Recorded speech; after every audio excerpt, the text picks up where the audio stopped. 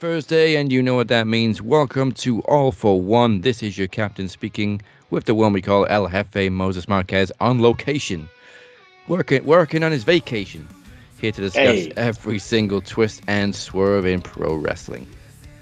that's right. Deep in the heart of the desert, back in the hometown, if you will, but we won't get into that. But coming up tonight, the things we will get into predicting this Sunday's All In London. And boy, I can't wait. The boys will be there.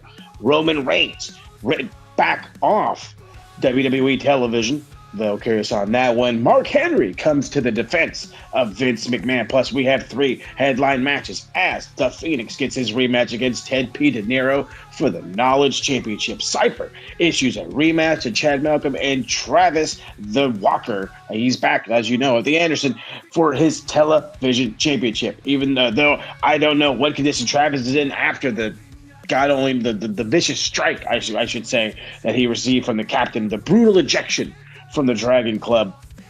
All that happened down last week. And then, of course, the biggest match of them all, a showdown we never thought would actually happen. We never thought we would see it. The best friends of over 20 years have finally become enemies. After the captain revealed himself as Anos Mascaras, he goes one-on-one with the man he's tortured all year long, my man Beer. Good God Almighty, you must be subscribed right here onto the YouTube. Follow us on SoundCloud, Spotify, Apple Podcasts, wherever it is you get your podcasts, and head on over to the beautifully done website, maxwrestlingnet.weebly.com for all your links, a whole bunch more. Go save beer. And before we begin, this is not something I ever thought we'd have to do. As some of you are aware, last week, former co-host of Max Wrestling, David Gillum, better known as The Butcher, passed away. We have not spoke for over 4 years. In fact, he was one of the reasons for the infamous shift in 2020. Our issues are well documented, but I feel it would be completely disrespectful if we did not acknowledge his passing after his early contributions to the show. So I will address it further later in the show, as will Mike Larkin. But all I can say for now is I will remember the good times. And rest in peace, David. That's all we can do. Rest in peace, big dog. One of the things he loved doing was ripping a new asshole for idiots online. So that seems like a perfect segue to go into our first segment, because some people think an acoustic guitar is a musical instrument and not a hardcore wrestling weapon. As a result, this is shit Mark say. We're talking to you, Jarrett. I'm gonna tweet me and my friend Mark. We're gonna stop watching.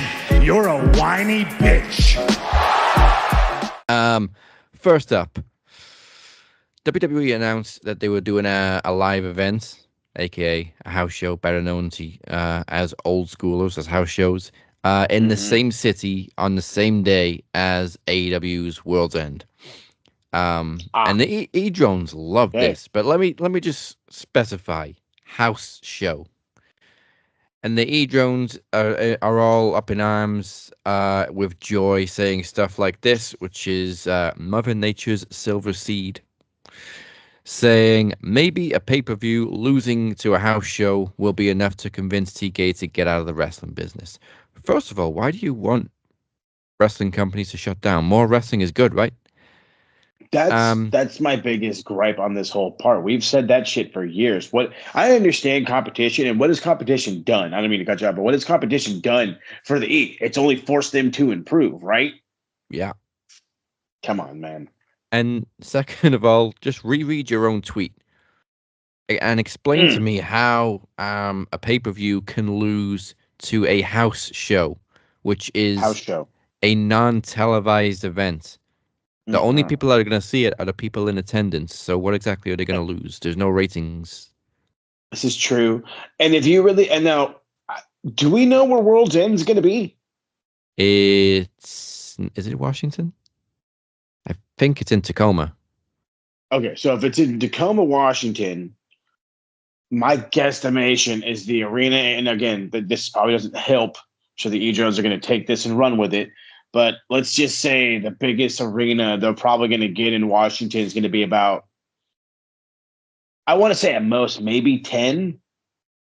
But again, I don't know if Tacoma's that big of a, I think Seattle would have the bigger one. So maybe closer to like 7,500 people. You know what I mean? Which Oh, still isn't bad. no, actually, it's in Orlando. Okay. Well, then check this out. You're going to tell In me the Edition Financials Arena. we ain't got the time to look up all these, It's seat capacities. If I was at home, maybe we would have well, already done the yeah, fun facts. But capacity for MMA is like 10,000. okay, so perfect. Thank you. Okay, so let's call it 10. In reality, they only maybe sell 2,000, 2,200 tickets to any given house show anywhere, minus the MGM Grand. Oh, no, pause. Yeah. Yeah, Madison Square Garden. Mixing them up.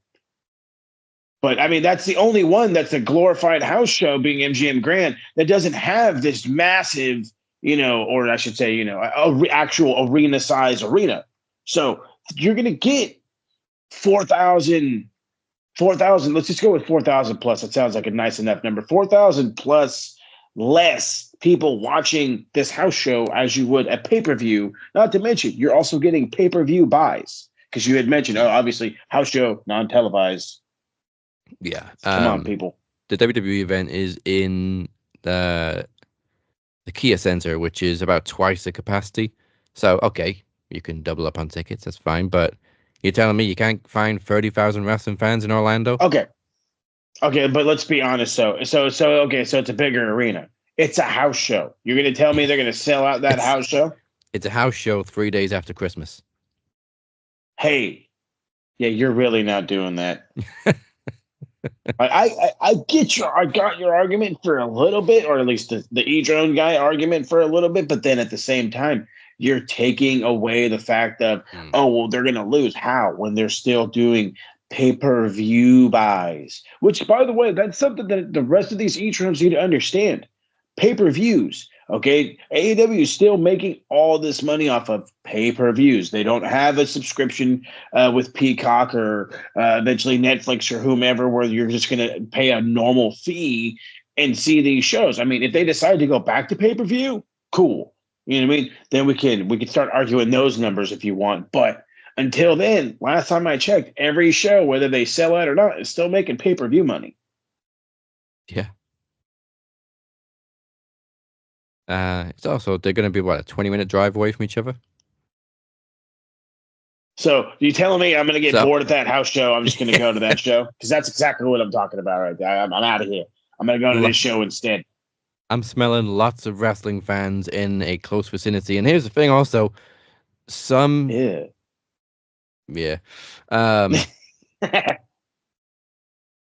Fucking door. Trying to do a world-class fucking podcast. That's how it goes. The world fucking class podcast. But yeah, we got to stop talking about companies failing, people. Let me talk to the world real quick, because this is what we do when Daz goes away to answer the door. But we need to stop talking about having these companies fail. Nobody's complaining about TNA failing, and now they're on, slowly becoming on top of the world, if you will, with their connection with NXT, having guys like Joe Hendry be this massive, massive star. And remember, he was only a digital media champion in TNA, kind of, sort of not taken seriously. Now, all of a sudden, he's a main event guy. We got to stop talking about just the negativity. No more negativity. AEW's gone back to Wembley. Who's gone back to Wembley in back-to-back years besides people like fucking football? You know what I mean? Like, that's the only thing I can think of that's going back-to-back years at Wembley. I'm talking to the folks about just, we got to stop being negative. Got to stop being so damn negative about wrestling and its quote unquote failing or not failing, because again, look at the uprise of WWE. Again, yes, you can blame it all on Triple H, and as you should, but at the same time, remember when people were talking about TNA should just go away? Now look at fucking Joe Hendry and the rest of the TNA roster on NXT. This is the reason why wrestling shouldn't go away. It should continue to grow, because names are getting out there. You guys are all saying crap now, and then some E-Drones too, but you guys are going to love Ricky Starks when he shows up here soon. You're going to love this funnel of AEW talent who are going to bring something different to the WWE product. And these two shows happening in the same city on the same day isn't really that much of a competition when you consider that some fans will only watch one company anyway. So you're going to have AEW fans that won't watch WWE, so they don't give a shit about the house show. You're going to have a bunch of E-Drones that don't watch AEW anyway, so they don't give a shit about World's End. So where's the competition? And then let's just say, just to be nice, 50% of both of those groups are indecisive. Let's make it decisive form. Am I going to spend the same amount of money, maybe a $45 ticket to go see a house show, or I could spend the $60 to go see a pay-per-view? Yeah. Just saying. And as far as the interruption goes, I gotta play this. I'm trying to cut an award-winning podcast with Sam fucking Roberts from New That's York right. City. New York City. Yeah. Also, you know what? Steve. Aside from the packages, you know what else I just got? Uh-oh. The hell is that? Yeah, I don't need a stair lift. I know I'm getting old, but shit. I couldn't even tell what it was. It's a stair lift. Or wheelchairs from £69. Do you even have stairs? Oh yeah, I got stairs. But I don't need a stair lift. I know I'm getting on a little bit. My knees work just fine. Well, that's debatable. Hey, once you hit 30, it all goes out the window. Yeah, so Mother Nature's Silver Seed, you're a dumbass, as are many of the E-Jones that think this is some kind of win. But there's an even bigger dumbass who is clearly an E-Jone called WWE _WWF _Junkie. Who's probably well known to a lot of X or Twitter, actually. He's the dude with the profile picture of a puffed up Chris Jericho, which I'm not actually sure if that's a filter at this point. No, I don't think so. I think this is probably a bad day for Jericho. This again comes down to competition. Obviously, AEW was in Cardiff last night. WWE was in Cardiff a couple of years ago at the Principality Stadium, of course, Clash at the Castle. Now, for some reason, you want to compare these two shows. So the tweet is WWE in Cardiff, 62,296. AEW in Cardiff, 4,236. Now you are comparing a small television arena to a gigantic fucking football stadium. Obviously, one is going to have more attendance than the other. This is so dumb. Should we compare All In London last year to, I don't know, the last house show or the last Raw or SmackDown WWE did in London?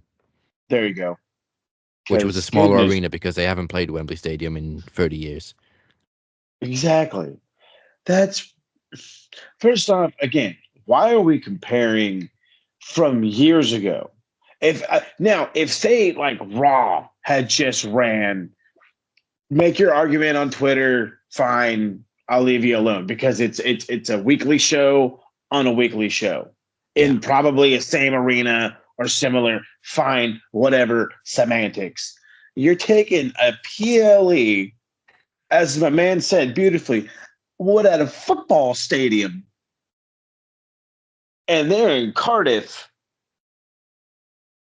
it's just an arena. Like, how are you making? Again, we literally just made this whole argument over the PLE and not the house show, but a televised show, so a little bit better, a little bit more attractive, if you will. But again, we're talking a PLE, and again, wasn't that the first time they were in Cardiff in a hot minute or ever? First ever for AEW. For WWE. Oh, WWE. For Clash of the Castle. If I remember correctly, I remember this being a pretty big deal. The first time they ever went to Cardiff was in like the mid 2000s. And I think that was the first time they went back since then, right? Well, I mean, for a main show, yeah, they've done house shows. Yeah, okay. Well, again, but I don't think they've done a Raw or SmackDown in years. So again, we're talking about a main show, a PLE for the first time in ever, or I guess it's again since the fucking early 2000s. We're comparing apples to oranges here, fam. Well, yeah, I mean, comparing apples to oranges. I mentioned Wembley. This was WWE's first stadium event in the UK since '92. Exactly. The one that was in Cardiff, and again, and then you look at the word you said beautifully, stadium. Yeah. And like the Utilita Arena where AEW was in last night houses 5,000. So they were just barely under capacity. That was almost a sellout. And there's a reason why they're always under capacity, okay? Because it's capacity. Yeah, you got a big ass fucking stage and everything, and the ring. Mm-hmm. But I mean, if you want to make the argument that they couldn't even sell out a 5,000 seat arena, the Principality Stadium can hold around 78,000 capacity, and WWE did what, 63? So they were way under capacity for that one. Wouldn't talk about There that. we go, under capacity. Yeah, you want to be an asshole? We can be assholes. And also, they did Clash at the Castle in Scotland this year in a much smaller arena, the Hydro, which I think was like 11,000, because they knew they couldn't sell it out again. Well, obviously. Well, we didn't sell it out last time. We're not going back there again. Oh, yeah, you bastard. And definitely that's under the Vince thinking, so you definitely know it wasn't going to change until it. But that's beside the point.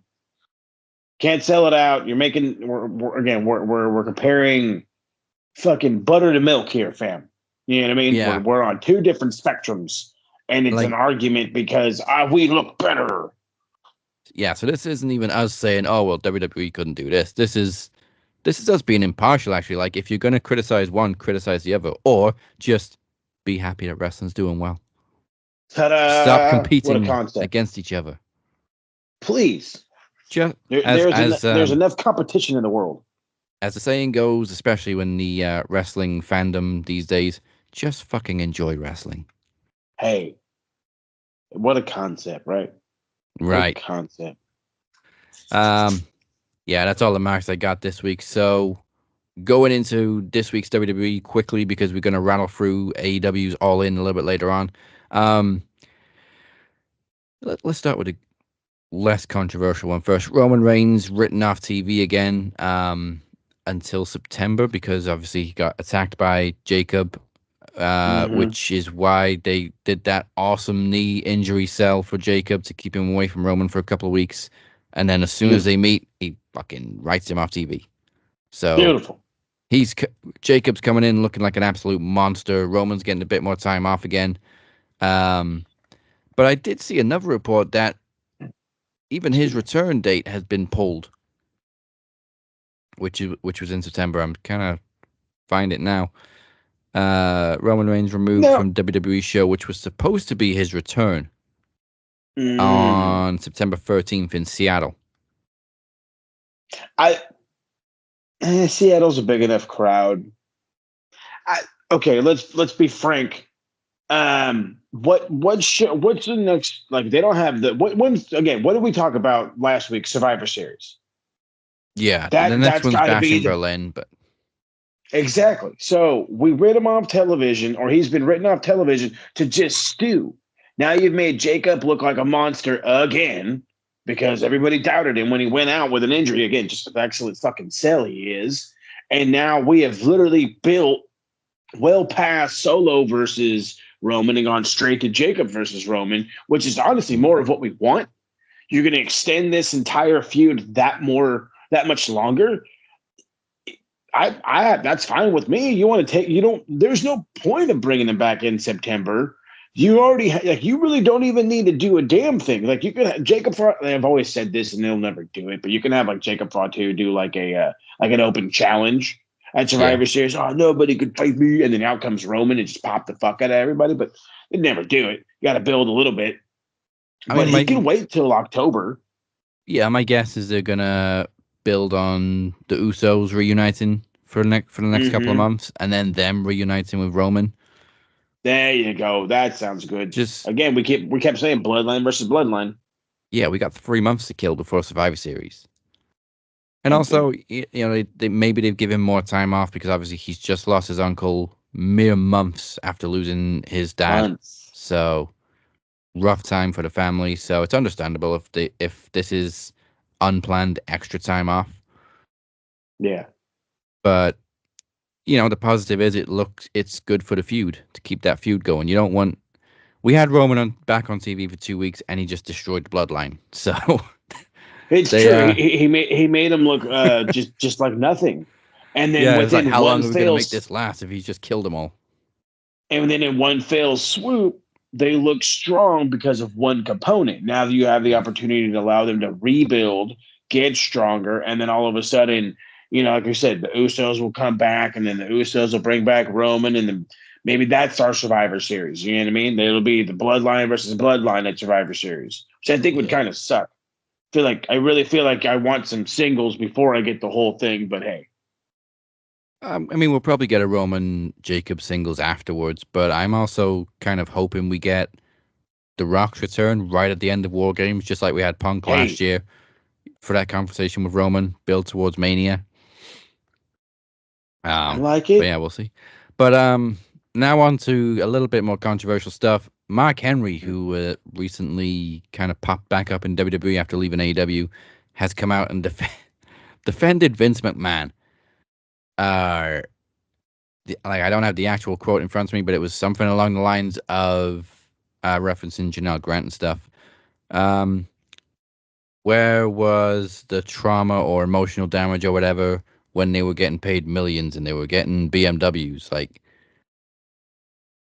okay, so are you saying that sexual harassment is okay so long as they're getting paid for it?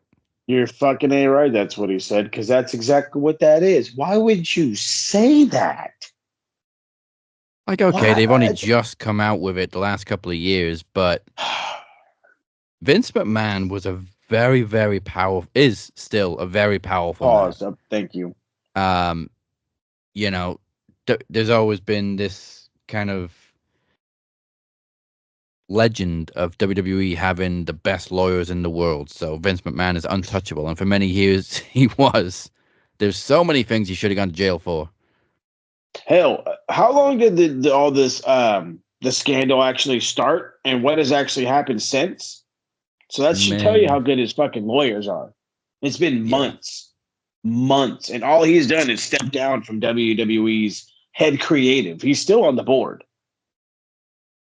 Or did he step down from that too? I think he stepped down from that. Like, he sold all his shares and everything. Oh, okay, that's right. All right, so he's out, which is fine. He gone, but that's still. So he's out of the E. What is that? But what has that done? But what else? Has he got arrested? Has he been indicted? Nothing has happened.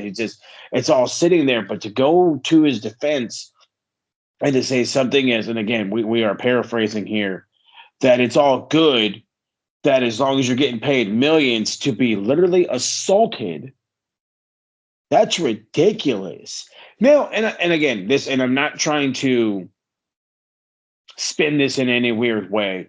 If this was, hey, Vince McMahon has a girlfriend of like 2 years, you know what I mean? Oh, well, hey, why are you bitching? You've been, he was paying this, whatever. You guys were in a relationship. That's on you. You know what I mean? But no, he would literally take time out of people's day who was working on whatever and would decide, oh, cool, well, I'm going to have my way with you. And in about an hour and a half after you get all cleaned up again, he's going to have his way with you.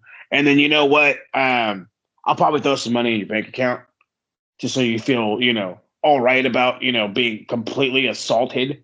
But we pre-warned you. We scheduled it. So you knew when you were going to get assaulted. So that's okay, right? No, what the fuck? There was a creative meeting.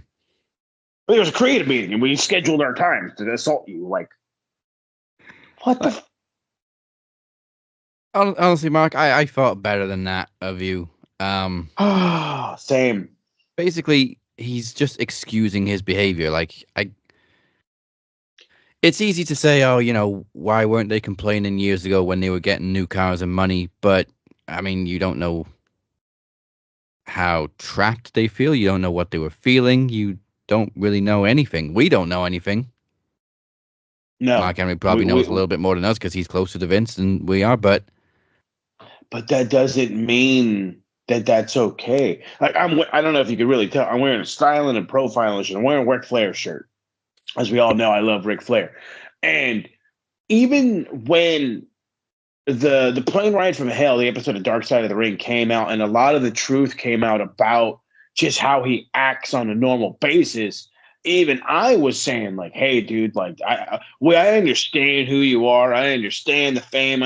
You can't go just doing you. You know what I mean? Like there's limitations to it. So don't think we're being hypocritical on this entire thing, because the reality of the matter is it's the same. You may have this lure, you may have this persona, this personality, this lure was probably the best word I could have used.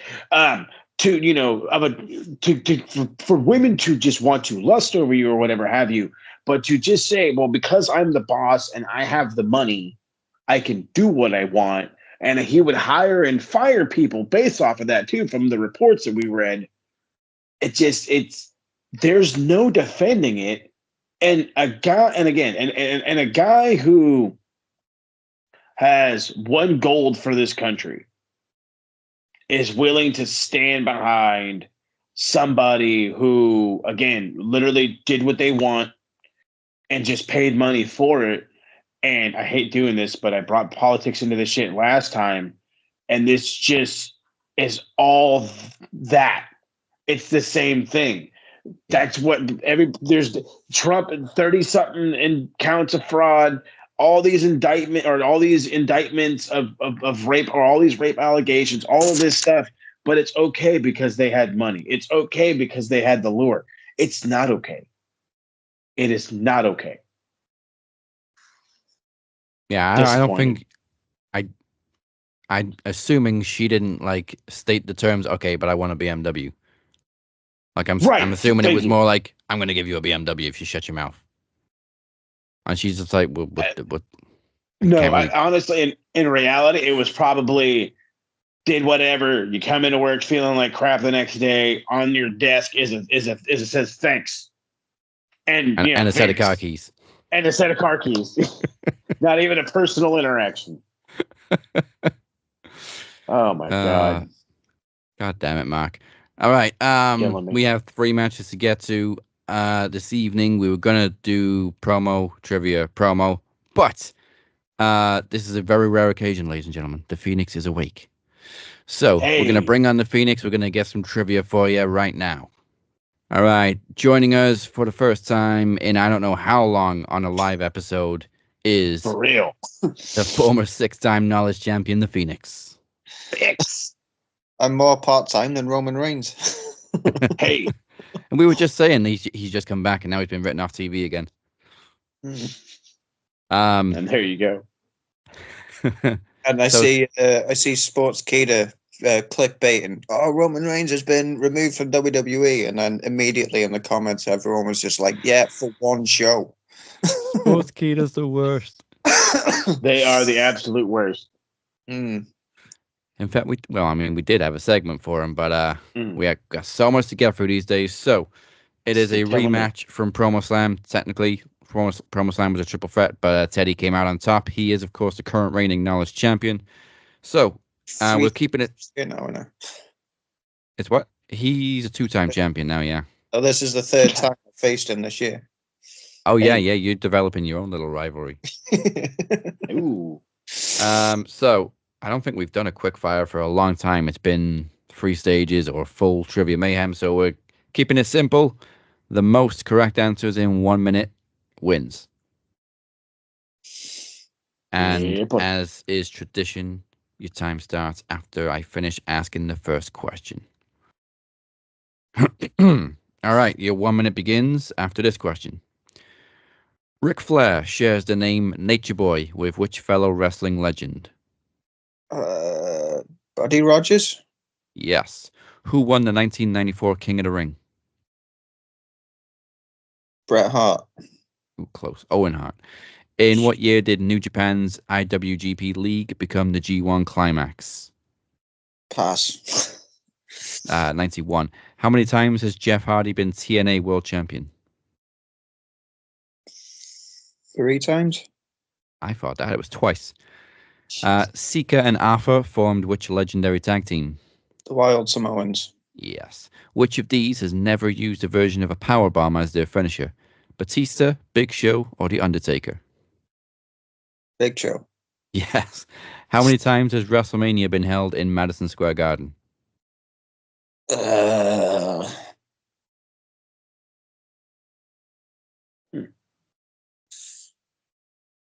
Twice. 3. And there's the minute, but I'm going to ask you this last question just because I want to hear the answer. In what year did Zack Ryder introduce the Internet Championship to WWE? Oh, shit. Fuck,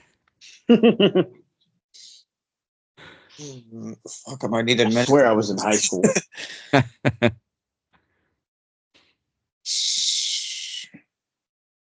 2011. It was Emir's favorite answer. 2012. Oh, bullshit. Nice. Just before I go through the give you the score, Mo, did you know the New Japan question? No, my guess was 72. I had no idea it was 91. Yeah, it's very many different names before the climax, and then of course 91 since it's been a G1 climax.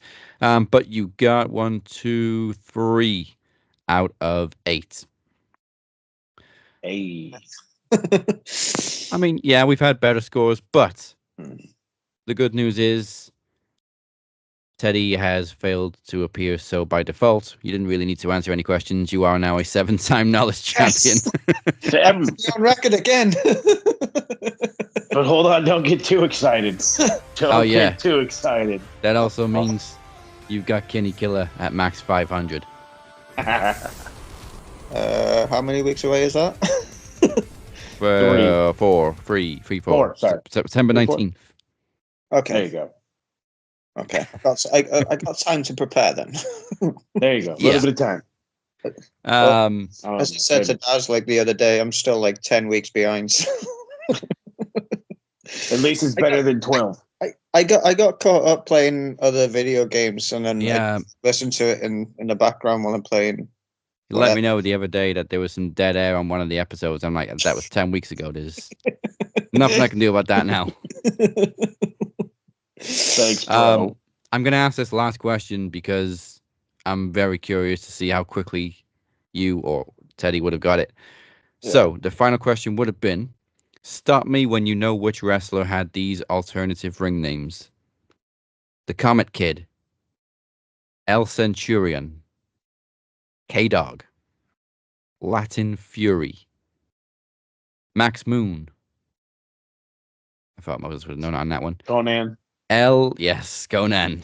Thank you, because I didn't know how to pronounce this next one. El Relampago. Yeah, I got no clue. It was Conan. Conan. Then, of course, he was Conan the Barbarian. He was also known as Speedy Gonzalez and the Incredible Hulk. All right. That's not 90s racism for you. I love it.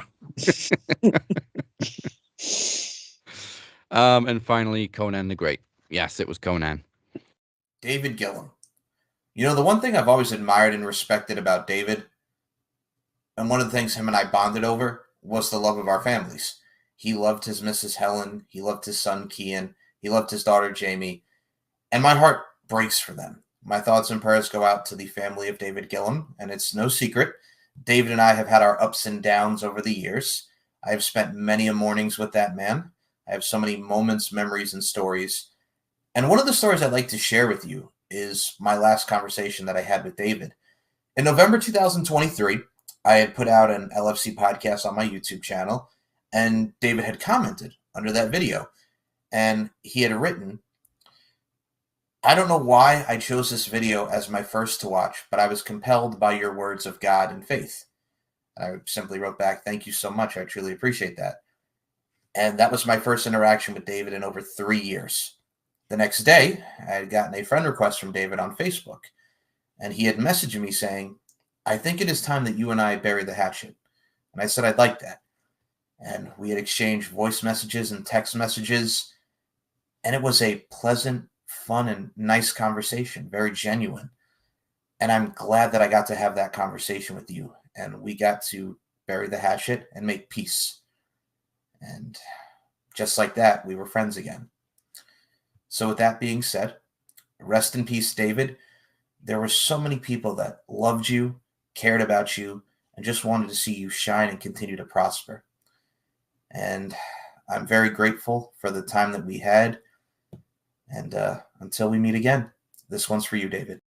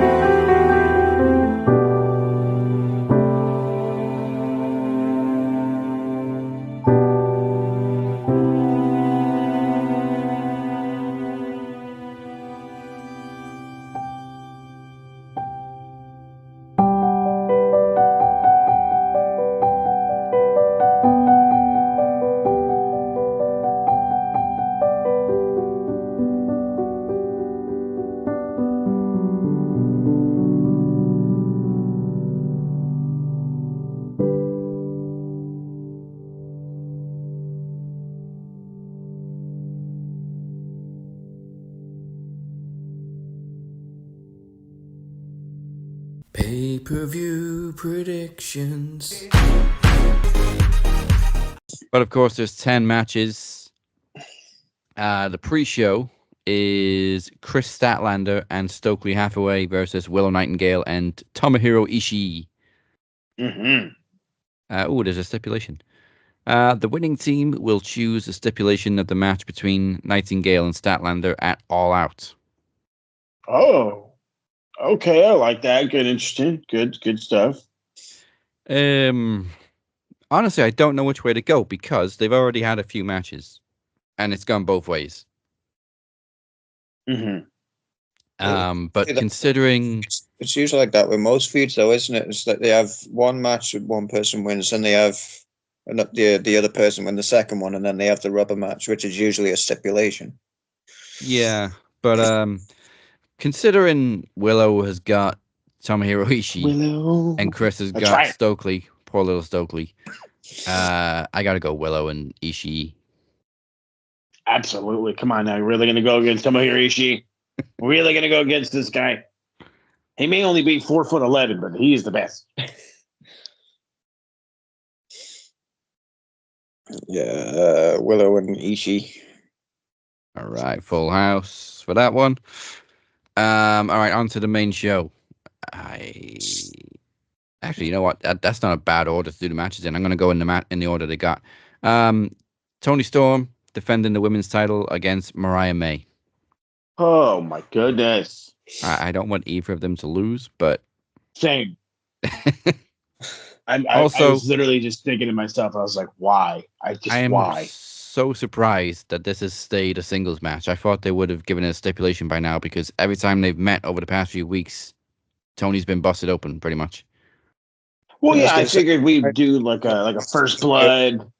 Oh, go ahead, Fino, I'm cutting you off. I was just going to say it was Mariah May, the one that busted Tony open with the shoe. With the shoe. Yeah, and she's kept the same shoe for weeks, and she just keeps beating up Tony with it. Like last night, she just came out of nowhere and smacked her in the throat with it. She did. Jeez. Right in the throat. Right in the throat. With a blood-stained white stiletto heel. But see, that's the thing for me, and this is probably will help out Feeney a little bit, is it has been all Maria. All Maria. She has just been beating the shit out of her. Every chance she can get. Tony can get a little bit of jump in, but then that's it. It doesn't last long. She is on a different breed of crazy. Now, I have a funny feeling Mia Shirakawa is going to get involved somehow, some way. She's been so quiet and so away from the whole thing. I think that she's going to get involved just a little bit. Now, if she, I don't think she's going to cost Maria the title. She might though. That's where I'm. Tony can lose clean. Let's be honest there. Tony can lose clean, and it's not a big deal. But the way it's been, I feel like if she does lose clean, she's gonna look weak. You know what I mean? Like I said, she's been getting her ass beat week after week after week after week. As great as it's looked, as cinematic as it's been an absolute constant ass whooping on Tony. So unless she reverts to her old Toni Storm self, I really don't see Tony winning. I like how last night they went with Saraya versus Tony because last year at All In is where this all fucking started. Tony's gimmick. But I mean, you've built Mariah May into the next big star, and she's been over as fuck superstar for months as just the sidekick. Yeah. Now she's out on her own as this dangerous heel. Extremely. I can't really see them building her up to this and then not giving her the title. Yeah, but to me, Tony looks weak. So again, unless there's something that could be done, it is what it is. Maybe Tony goes away for a bit if that's what we have to do. has to do like the ultimate swerve. They got Mariah being the dominant one going into the match, and then they just do the complete swerve and have Tony go over. Yeah. Well, that's what I'm thinking. That's why I say, well, maybe Tony can revert to her old ways. She can go back to the street clothes and the whole punker look. You know what I mean? She can go back to that and be the Tony Storm of old and go out there and literally have like a Stardom type match with her. But this gimmick she's on is just so over. You know what I mean? So it's like it's kind of one of those, like, you really want to just change your gimmick for one thing, and if she does, then I think she has to win. You know what I mean? But if it remains, Mariah May versus timeless Tony Storm, I think Mariah May has to win it. And then maybe, just maybe, like I said, Tony can go away for a couple weeks, a month, maybe come back as her old self. Just something. But yeah, as you can tell, we're stuck because, as you said, I don't want either one of them to lose. Obviously, Mariah May has the home field advantage as well because it's in London. Mm-hmm. They say home field advantage, but then how many people actually win in their hometown? More in AEW than they do in WWE. A lot more in AEW. I mean, Saraya won the title last year just because she's from England. Just because. And Jamie Hayter was injured. Hey, speaking of that, maybe Jamie Hayter costs one of them. Or DQs it, turns it into a triple threat for All In or All Out. There you go, Tony. You're welcome. Because if Mariah May does win, and then you need to keep Tony off TV for a little bit, the best way to do that is you've got a brand new English women's champion in England. Out comes the return of another former English women's champion in Jamie Hayter, and you get that stare down. And then that's instantly your next feud. And then I thank you for that, because now any loss to Tony doesn't look so bad.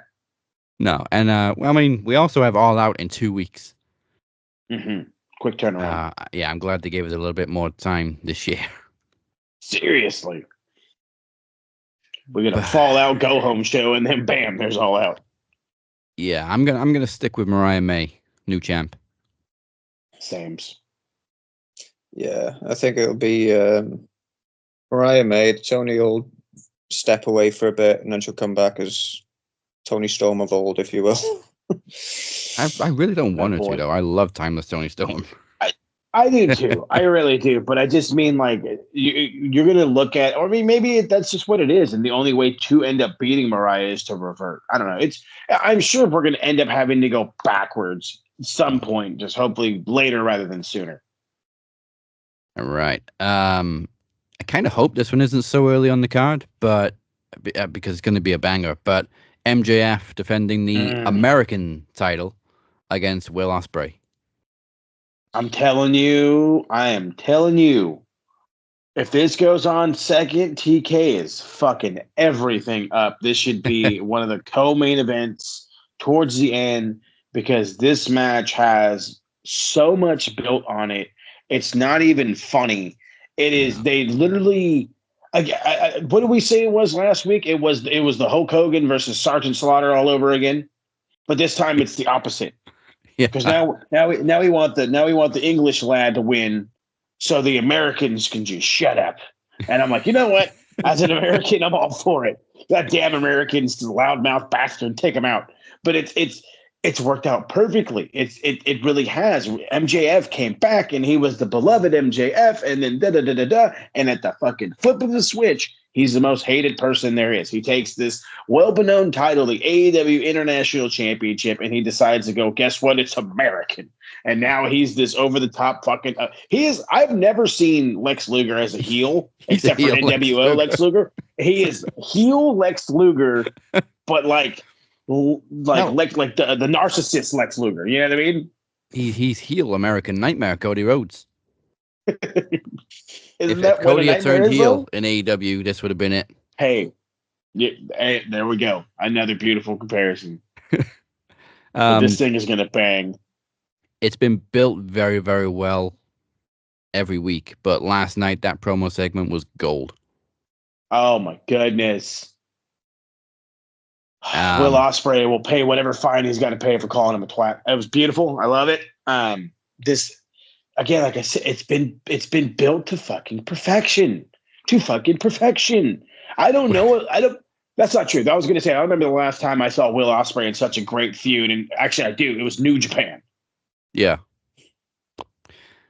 Will also said last night, because they were in Cardiff, it's very unusual for an Englishman to be this beloved in Wales, so thank you. Serious.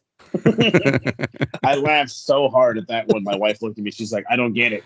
I was like, for some reason, people in Wales hate England, and I don't think it's the other way around, but I don't know. Well, I mean, you've got England, but then Scotland and Wales kind of stick together. There it is. And Northern Ireland. Let's not forget the Irish. I was going to say, don't forget the Irish. They're their own Irish. Little island, but still. I still think of the guy driving by the Buckingham Palace. We did it. We did it. The Irish really hate the English, though. Yeah, they do. But that's another story. Who knows? Maybe we'll get a heel Irish champion in AEW, and they'll make it the Irish Championship. There it is. Sheamus free yet? Yeah, when's your contract run out? Mm-hmm. For me, Ospreay has to win. I mean, months ago, before this feud, we were talking about him going against Swerve and maybe winning the world title in Wembley and how that would be perfect. Yeah. Or maybe too soon. But this is, I think, perfect. He's still working his way up the ladder. And obviously, he had that title ripped away from him by MJF and then transformed into the American title. So it's all about payback for Ospreay. MJF has played the ultimate all-American heel and rubbed it in everybody's face. He even called the Cardiff fans sheepshaggers, so bonus points for that. MJF's the best. He really is. Go with Ospreay, get the pop. And MJF, you've played your part very, very well. Hell yeah. Love it. Ospreay has to win.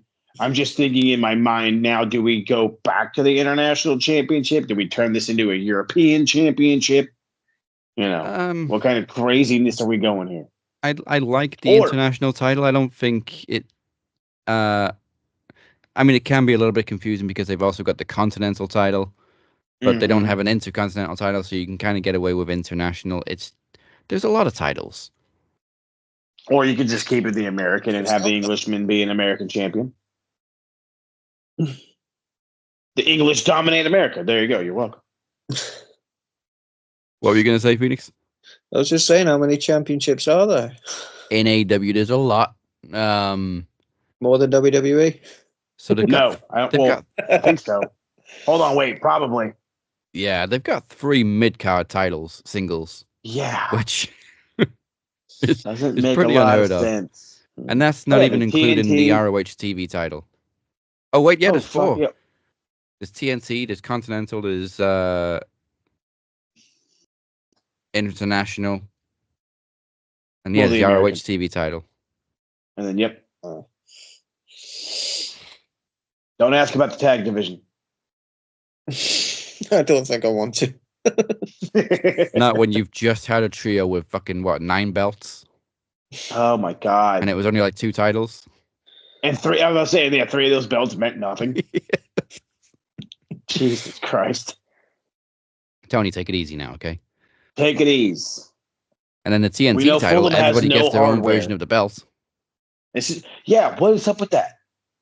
What is up with that? It's a nice little gimmick, but it happens too it often. looks like shit. Yeah, I don't like Jack Perry's TNT title. It looks like it wants to be Halloween without it being Halloween.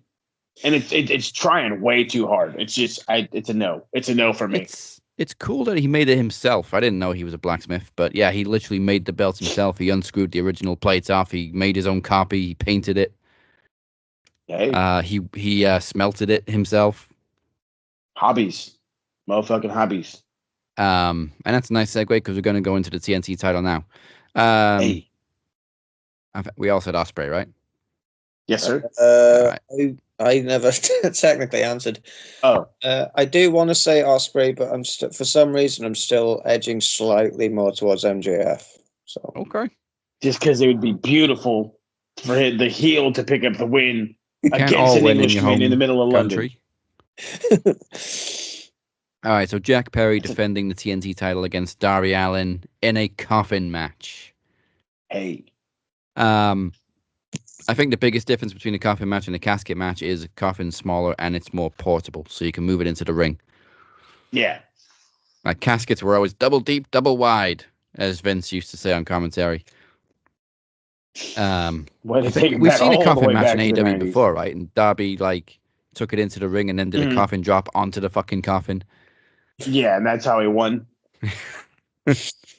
Slamming his opponent in there. Yeah. That was what it was. It'll be something similar. Jack Perry's been doing the body bag thing on Collision.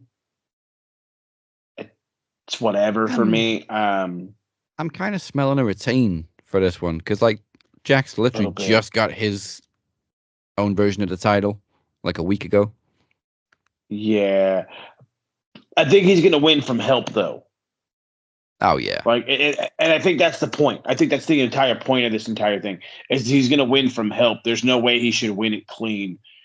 Him and Darby are going to absolutely kill themselves. And I'm a little scared, and I'm also a little excited. So it just tells you where my brain is on that one. But nerve-sighted.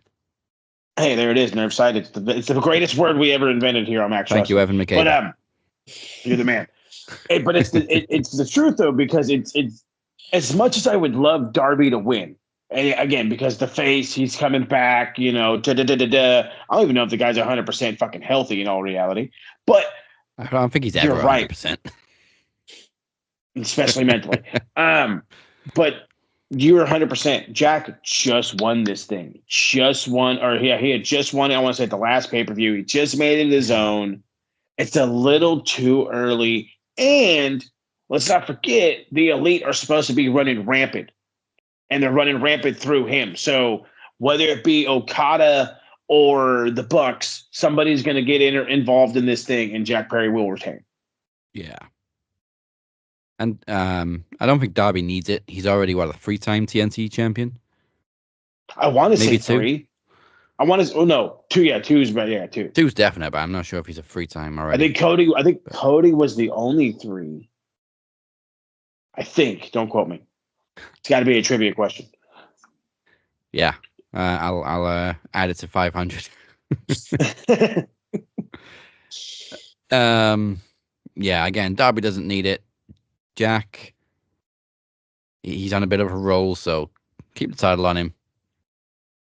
Mm-hmm. Otherwise, what was the point in having a custom title? Seriously, yeah, a little early for no good reason. They had that Brahma Bowl Championship for The Rock that never made it to TV because it got lost. Yeah. And then this year they gave him a little custom title that he just loves to walk around with. Oh, the people's title. That was the dumbest line ever. The people's title. Like, nope, that was dumb. But hey, it's The Rock, nice so let him get away with it. Oh yeah, for sure. It's a nice traditional looking belt. Jesus, I think every title's on the line here. On to the next title, TBS Championship. Mercedes Moné defending against Dr. Britt Baker, the MD. Britt, if you do win, I will instantly run to the stands and grab a t-shirt from you. I love that. But I gotta do it, and I fucking hate that I have to do it. What have I said for weeks on end? She gets paid more than the average championship level footballer. Okay, she's making more money than probably not more than Jamie Vardy. I had to throw shade at him, even though he's fucking draw. But she's making about that kind of bread. You know what I mean? She's making too much goddamn money to have only had this belt for so long, and to lose it to somebody who's just returned. Yes, again, I love Britt Baker. We all love Britt Baker. Her promos are way better than her in-ring work. But again, she's been out for a minute. The rust is thick. I tell you what, the rust is thick. But then we have to bring in the X Factor, which is Camille. And nobody's talking about Camille. Nobody's doing it. And she will absolutely 100% will get involved. Likely help Monet retain this title, constantly just building towards somebody else. And we just talked about the English woman coming back if not for the women's world championship, which would be more appropriate, she comes back to face the giant star in Mercedes Moné to win back the TBS championship to save AEW, if you will. Yeah, I mean, that is definitely a strong possibility. But also, like, is Mercedes happy just being TBS champion? I mean, with her ego being the size of Texas, I would assume she would want to go after that world title, especially if she's already thinking about going back to WWE. Like, how much time is she going to be around for? So, go ahead, Feeny, drop me. I was going to say, I'm surprised she hasn't gone for the world title already. Yeah, so I'm thinking she drops the TBS to Britt, because although these promos have been excellent and very personal, they are actually kind of friends behind the scenes, these two. So I think it's Mercedes' way of giving back to her friend and then going after the bigger prize, which is the world title.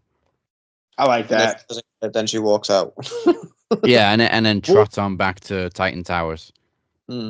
I just, that way to put your absolute fucking whole foot all the way up to your knee in your mouth, because goddamn, I don't know why you say these things while you're a champion of another fucking company. It just doesn't make sense to me.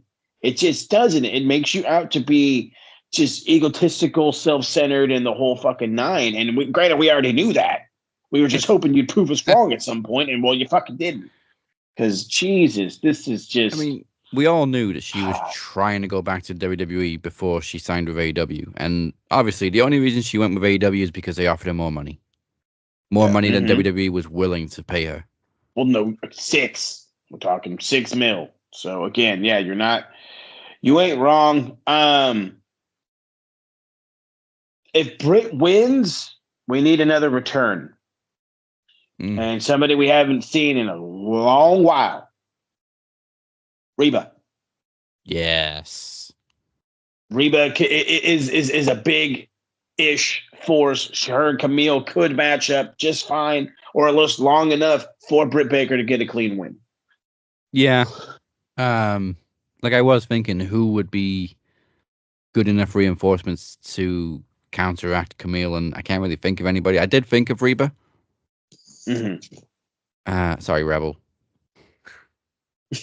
I know your name's not Reba, it's Rebel, but still, Britt calls you Reba, so you're Reba. Yeah, last night's promo segment really sold me on Britt. She has been rusty since she came back. The first promo was good. Her in-ring work, like you said, has been rusty.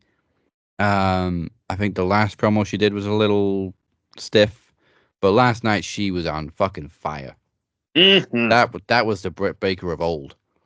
Yes, sir. Britt Baker on the boat. She absolutely of course you haven't seen. Schooled Mercedes. I was working since 4. It finished about an hour and a half ago. It finished at 3. You'd be all right. Yeah, I'm going Baker. She's never won a TBS title before. She's been a world women's champ. Wait, did she? I don't think she's won TBS. No, hang on. Wasn't she the original? original? I don't think so. She actually won the world title. Was she the original TBS champion? Or was that Hikaru Shida? Getting our own damn history.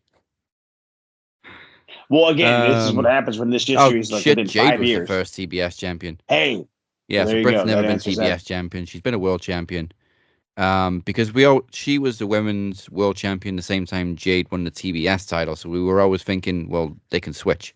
Britt can step down a little bit, have a TBS run. Jade can go for the world title, but never happened. Nope. There you go. Yeah, no. Let's make it a thing. But Baker, TBS champ. All right, that's a triple. So far, the only difference is MJF. Can't say I blame it, though. Doesn't sound like a bad move. Okay, we got a traditional casino gauntlet, because it has to be one at every AEW pay-per-view. For a shot at the world title, it is Orange Cassidy, Mark Briscoe, Kyle O'Reilly, so basically the whole conglomeration. Conglomeration. Hangman Adam Page, Evil Uno, although I'm not sure he's going to make it anymore. And 17 TBAs. Give me one of the TBAs. I was going to say, So it's I'm pretty just thinking, safe to is it say going to be? TBA. Could it be one of the ones that have already been announced? I mean, it could be Hangman, but is he really going to go after the world title and then probably not win it? No, we've said that already. There's no point in him going against Swerve this early unless it is over. I mean, we thought it But was then over again, twice already. remember, we have a fun, and I'm already kind of jumping the gun. We have a funny feeling that Swerve could lose. So Yeah. if that is the case, Hangman, yeah, I still don't see it. I see him beelining it Swerve. So Hangman for me is out of the question. Ooh. I mean, depending on how many Dark Order members or former Dark Order members are in the gauntlet, that could avenge Evil Uno, because obviously he got attacked by Hangman last night, and they could all like gang up on Hangman, or everybody could gang up on Hangman because he's a loose cannon right now. I could totally see everybody ganging up on Hangman for sure. Can see that. My immediate guess is to go with an Orange Cassidy because I'm thinking of who. What happened? Sorry, I was just saying I was thinking Cassidy, oddly enough. Because if it is Brian, they can have a great match. I was going with that because my mind is already kind of set that Swerve may not win because I don't think they want Brian to go away right now. I think there's a little bit of time for him to hang out. And I want to say they have a trip to Washington soon too. So yeah, that's why I got confused with World's End. There was a show in Tacoma soon. Really don't want to go without him. So I think that's probably what will happen. I'm going to stick with Orange Cassidy. I'm sure we're going to get a crap ton of fun TBAs where I'm going to be changing my mind every fucking other one that comes out. Just like Jerry Lawler. That's my new pick. That's my new pick. There you go. Me and Jerry Lawler are 1-1. But yeah, I'll probably stick with Orange. All right, that's 2 for Orange. Are you a sucker for the TBA? Yeah, just because I can't think who the TBAs could possibly be. If it's not a bunch of mid-carders, there's got to be somebody significant in those TBAs. So I'll take a gamble and go with TBA. Have a gamble. I got a 18, 19, 20, 21. I got a 17 and 22 chance of getting a point for that one. Hey, somebody do the math on that. All right. Oh, jeez. FTW title. Hook challenging Chris Jericho. Thanks, guys. Oh, God. I can't help it. I kind of like his gimmick. I do. It's really grown on me. I hate that it's so annoyingly awesome. Yeah, it's intentionally terrible. That's the whole point that I think people miss with Jericho's new gimmick. And like everything is delayed. I really need to catch up on AEW. You really need to, because this is a gimmick where you're gonna watch it for one episode and you're gonna be like, you're a fucking lunatic. Then you're gonna watch it for another one and you're gonna make fun of him, and then another one, and then all of a sudden by like the fourth one you're gonna be all like, he's gonna stop, he's gonna stare, and you're at the same time, hey guys. It's just all gonna happen in unison. You're gonna get sucked in. Like I said, the segment that really sold me on it was, I think, the second week he did it, and he was just going around backstage giving everybody crap advice, and then going, "Thanks, guys," and then walking away. And I'm like, that's what he should be doing. It was the best. It was the best. But the stipulation then he went back to being a wizard for a week, but that's different. Oh yeah, he just loves that fireball thing. The only stipulation is if Hook loses, he can never challenge for the FTW title as long as Jericho is still champion, which isn't really a big deal. So Hook can afford to lose, really. But at the same time, Jericho took one of his eyes out. Not Rey Mysterio style, but he is wearing a bandana over one eye. He's Carl Grimes right now. That's right. Obviously, he'll get cleared out of it. His eye will be healed miraculously and blah, blah, blah. I'm just curious if Taz gets involved. That's literally all I give a shit about in this match. I have a funny feeling Hook's going to win. I really don't give a shit how Chris Jericho's going to do. I just want to know, is Taz going to do some beating up? Is Taz going to be the typical dad and go and save his son? You know what I mean? Is that what's going to happen? I have been waiting for Taz to get involved because even last night I'm like, okay, this is obviously a cue for Taz, and then nothing happened. Nothing. The tease. Saving that for the pay-per-view now, aren't they? Yeah, maybe. I can so. just see Big Bill getting in because it's FTW rules, obviously. So I can kind of see Big Bill getting involved, and then just out of nowhere, Taz mission if he can reach that high. He'll jump off the Bill's a second big rope, fucking guy. Yeah, I mean, he's And a Taz legit is a little guy. 7-footer. He's not 7 foot. So because I'm in the minority of people who love this Jericho gimmick, I kind of want him to win, but at the same time, I think Hook will win. Yeah. Sorry, Jericho. Thanks, guys. Thanks, Jericho. And then here comes Brian Keith. Respect Chris Jericho. Oh yeah, you got Brian Keith too. He can get a Taz mission. He's the man. Taz he will definitely get a Taz mission. He will definitely get one. Okay. Oh Jesus, it's about to get a clusterfuck up in these next two matches. First up, we got a three-way for the tag team titles: Young Bucks, FTR, and the Acclaimed. I kind of think the Acclaimed are just shoehorned in there because they did FTR and the Bucks last year. Yep.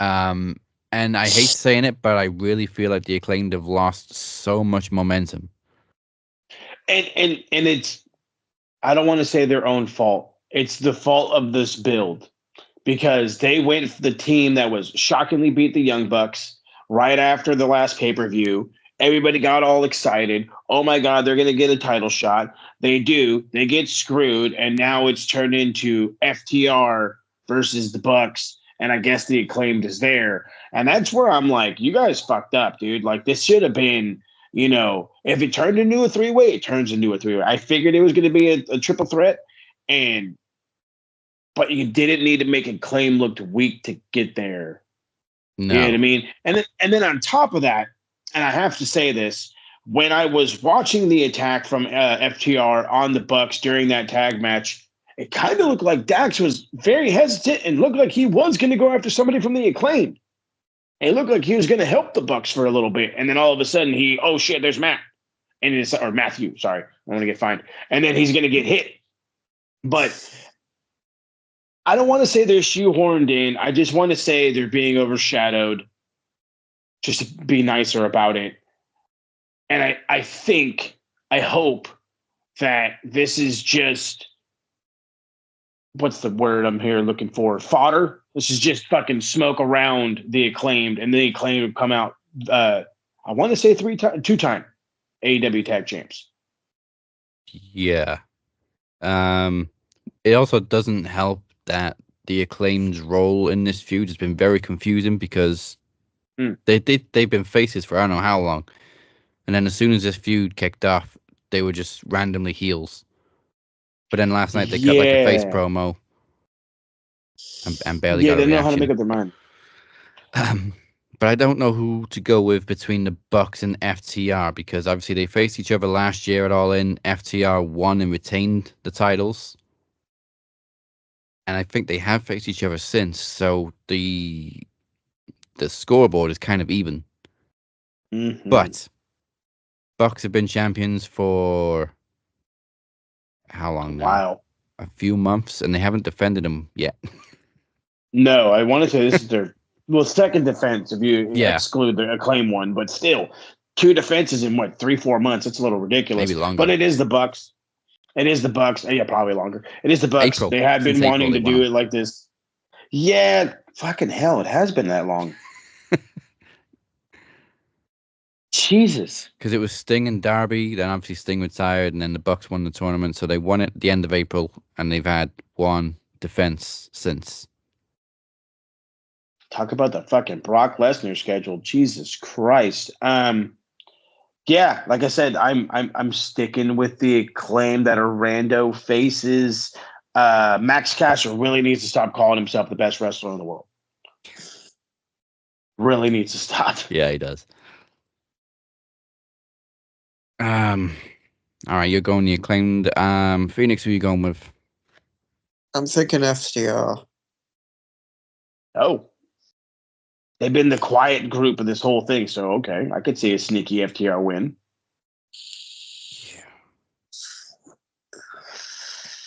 I mean, it literally could go any of the three ways, but I honestly think the acclaimed are the least likely because this feud still seems to have been primarily FTR and the Bucks.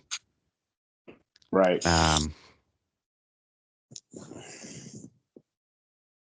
Yeah, fuck, I'll go with the Bucks. So we got one each. Okay, I like that. And now here's my fun question to revert to that. If the Bucks keep them, when the fuck are they ever going to lose? I mean, who's coming up in the tag division? Nobody really. No, and that's been a problem that a lot of people have been talking about. The tag division in AEW has just been so stagnant. It's not even funny. And there's a lot of good teams to be built. They have really been building the trios division now. Yeah, they have. All right, what else we got? So another bit of a clusterfuck match. We got a 4-way London ladder match for the for the trios titles. So we got 4 teams of 3. So there's gonna be There's gonna be 12 people in this match. Clusterfuck. We got the Patriarchy versus the Bang Bang Gang versus House of Black versus the Blackpool Combat Club. When the fuck did they get involved? Last week, I think. I barely remember this. I remember the London ladder match being announced last week, but I don't remember the Combat Club getting involved in this. Oh, no, wait, I think the House of Black came out after the match. But anyway, Patriarchy haven't been champions for very long. Nope. They're also using the Freebird rule, but they're not going to be using it in this one because I don't think Mother Wayne's going to compete in a ladder match. No, sir. I really want to go House of Black because wait, no, they lost the titles to the Patriarchy, didn't they? No, it was a Bang Bang Gang. Bang Bang Gang. Oh, House of Black have been trios champions though. This is tough. They have, but at the same time, what do we always talk about with the House of Black? They're what? Wait, I forgot. Utilized. It's the Blackpool Combat Club and Pac, because obviously it's Claudio and Wheeler, and then Pac. Oh. Which actually wouldn't be fuck it. Bring Pac into the Combat Club. Make him a full-time member. For real? Why? Yeah, that's my pick. Give them the trios titles. We know he's from Newcastle, but I mean, come on. He desperately needs a big win because he keeps going away, coming back, going on this big run, and then not really winning anything. They with Pac, it always seems like they're building to something, and then he goes away. Well, he does have. He is going to have the first shot at whoever wins the American Championship. Yeah. So that's something. I don't think he'll win it, but that's something. I do like the team a little bit more. I think it gives a reason for you to care more about the Blackpool Combat Club because they've been kind of so in the background. But I say the same thing about the House of Black because everybody talks about, oh, well, they should Malachi should just leave. Buddy Matthews should just leave because they're not getting the proper exposure. They're not getting this. They're not getting into that. A trio's title run would help. They still need more. I feel they all need individual success. Yeah. But I really do think that this is a perfect opportunity to recrown the House of Black and give them a noticeable, lengthy run. And by noticeable, I mean put them on fucking Dynamite for crying out loud. Yeah, I hate to say it, but nobody watches Collision. I mean, I'm sorry. I recap it, and that's the only reason why I watch it. It's definitely the B show, but there is some good stuff on Collision. It's just a shitty time slot. Yes, there's that. That's exactly it. I mean, it's better than Rampage's time slot, but it's a Saturday night. Mm-hmm. Saturday. Oh, sorry. Worst thing they did was get rid of that fucking theme song. That's what I'm saying. Why do you think I'm singing it in my head? Killing TK. Killing me. Not only did they replace the great Elton John and one of his best songs, but they replaced it with some generic shit by their house composer. Failed. Not quite Def Rebel bad, but very generic. Mm-hmm. What you got for me, Feeney? Give me House of Black. That's what I'm talking about. I am torn between them and the BCC, but I'm going to stick with Pac and the BCC, just because I would love to see Pac win the title again. The BNCC, Blackpool Newcastle Combat Club. It's almost like the conglomeration. That's right, collaboration. Communication. Oh yeah, Mark Briscoe trying to speak Welsh is the best thing ever. It was the great. I'm telling you, dude. He can barely speak English. He does no. Stop it. He does not speak English. Okay, he speaks his English, and then somehow try to speak Wales because it was the greatest thing I've ever fucking heard. He stutters over his own words and he knows what he's going to say. Yes. Like that's the funniest part about the entire thing. He knows he's going to say conglomeration, and then he's like, "What rhymes with the conglomeration? Communication." The first time he sent the sentence, not a single word was pronounced right. But nope. he kind of got there when they were going one word at a time. I have shared the video. If you all want to check it out, it is hilarious. Also, Willow did worse. Sorry, Willow, but she did worse than Mark Briscoe. Oh, God. All right. And she actually knows English. Yeah. Main event. Here we go. Title versus career. Swerve Strickland defending the world title against Bryan Danielson. Either way, I am witnessing history in person, and I'm not ready for it either way. So either it's Bryan Danielson's last match, or he has one last world title run. There's no gray area. It's very black and white for this one. I think it's gotta be Bryan. Storyline wise, yeah, I feel bad for Swerve because I still think he deserves a longer run than he's had so far.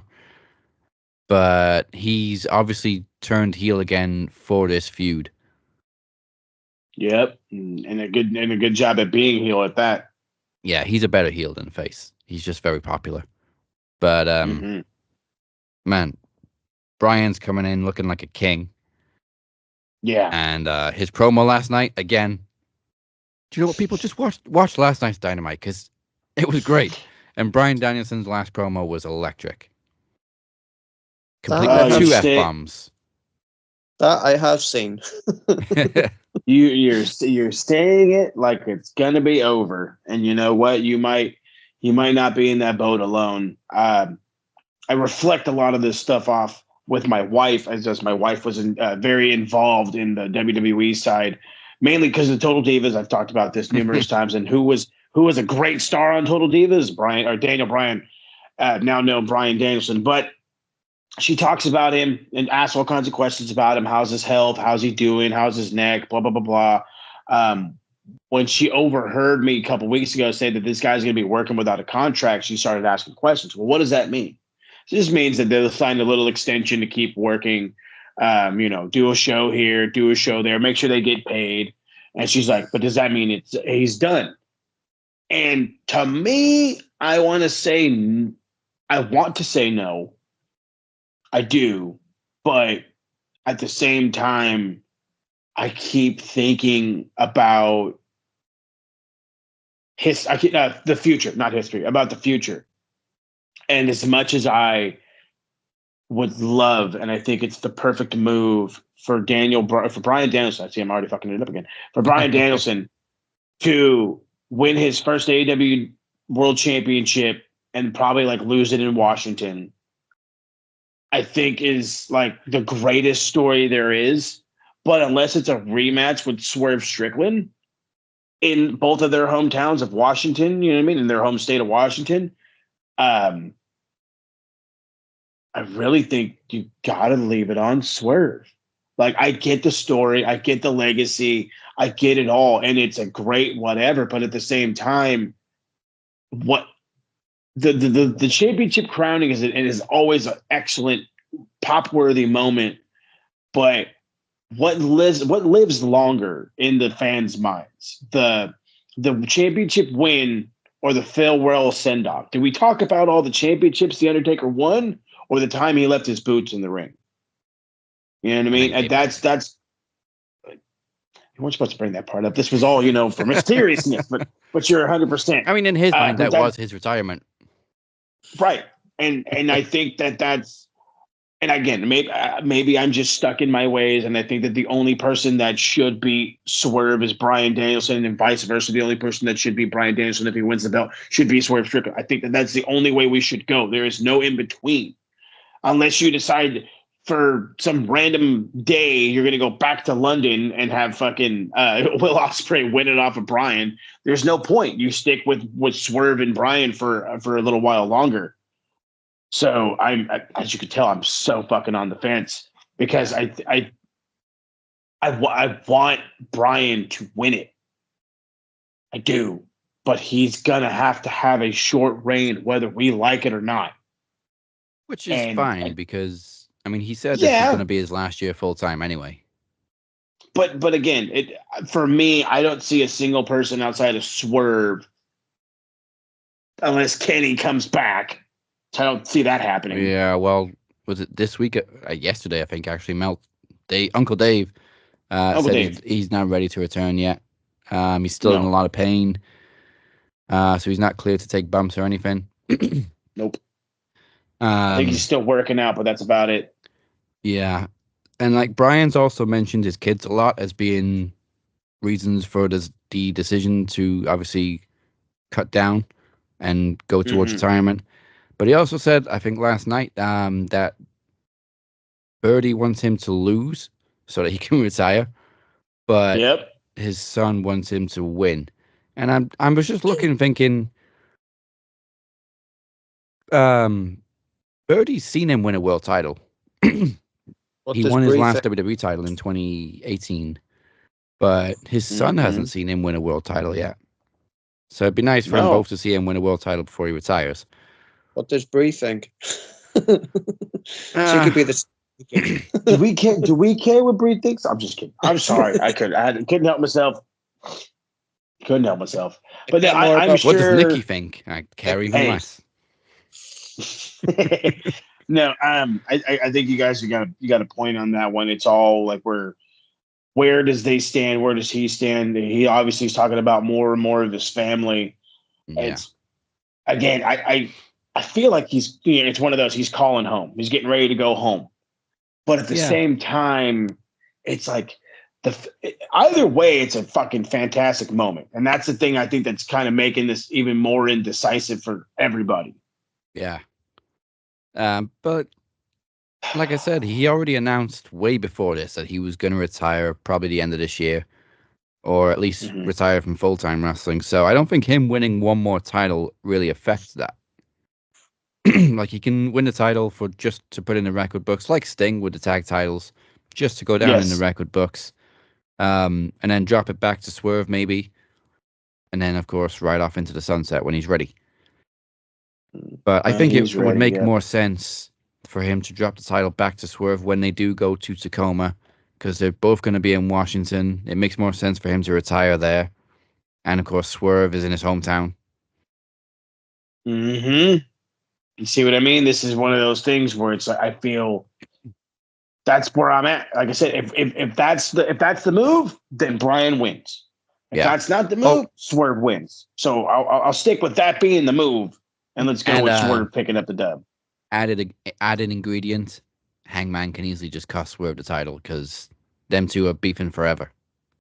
Don't forget about the X Factor that is the Hangman. So I think we've probably made this even harder for Feeney, but which way are you going? That's what you get for hanging out for the predictions, man. Yeah, if you just give someone this match on a piece of paper, hey, Swerve or Bryan for the world title, fucking Bryan. This is why I prefer to just type my predictions in the comment when you post about it on the page. I'm gonna say Bryan for this, and then Swerve wins it back in Washington, and then that's when Bryan goes off and does part-time stuff. Yeah. Mm-hmm. All right. That is all predicted. Once again, I will be there on Sunday, and I will. Whoop, whoop. I don't know whether to post instant. Well, I mean, it's going to be live anyway, so there's not going to be any spoilers. But yeah, we'll be posting from London. I would absolutely love to see instant reactions from all y'all. That'd be a great little episode. Send it to me when you're done. I'll edit it up for you. I don't give a damn. Will you be filming? Will you be filming the on the road thing that you used to do? Yeah. I don't think I have enough battery or storage for a 3.5-hour drive each way. Oh, this is true. Oh, damn, that's right. Forgot 3.5 hours. Fucking long drive. So speaking of long drive, let's get to our long. Go ahead. Really quick before we do that. Also, a lot of it would be I don't know where the fuck I'm going because I've never driven to London before. You know what? That might. Damn it! See, this is the perfect time to send you a charger and a memory card. Maybe I'll figure something out. But anyway, go ahead, Feedy. Daz just then saying, I don't know where the fuck I'm going. So neither do the road signs. There's so many one-way systems. The signs are like, I don't know, man. I don't know. Hey, which way to Wembley? You're still on the M5. Oh, okay. Mother what? Oh my God. Remind me to never go driving in London. So let's pick this up. Let's change the gears. Let's get into our official second match of the evening. Is this one is for the television championship. After Cypher defeated Travis, the Walker Anderson, and Census Mascaras, we now know that it is Chad for the vacant world champion. Oh, sorry, for the vacant title at Promo Slam. He offered a rematch, so all promos have been turned in. And of course, it's the luck of the draws rules. Let's bust out the cards and find out what time we're aiming for. All right, so we got every number between 3 and 9. Obviously, all TV rules promos must be at least 3 minutes anyway. So you can see that we have one of each number. Love it. Let's shuffle them up and find out. So wait, Chad can't do like a 10-second promo again, like. No, sir. He's the reason that TV rules promos now have to be at least 3 minutes. Mm-hmm. All right. It's all his fault. The winner will be whichever promo is closest to. Hang on, let me hold them. I want to make it obvious that I can't see him. Right. Let's go with that one. Ooh, 7 minutes. Okay. Can Chad go 7 minutes?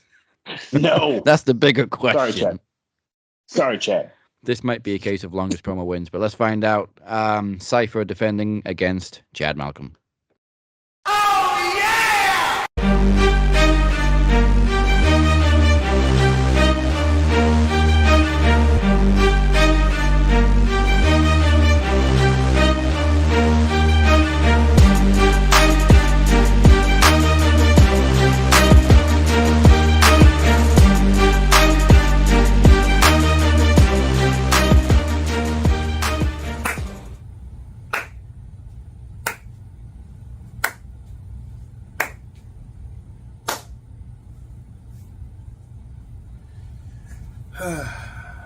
Bravo, gentlemen, bravo. You done the one thing that nobody in Max Wrestling history has ever succeeded in doing. And that is pissing me the fuck off. You lucky I don't buy a plane ticket to the UK and beat all three of you Wyatt 2.0 internet champion bastards up. You fake ass Matrix Neo hack the system type fuckers took out my tag partner and my brother. And for what? For what type of personal gain was it? I don't know. Don't care. I'm coming after Legion. But this ain't about you. It's not about you right now. It's about one member, though. Census, the lawyer, Chad Malcolm, Mascaras. Long-ass name, short-ass title reign. I like the sound of that. Listen, Chad, you can fill your holes with whatever dreams, fantasies, whatever you want to.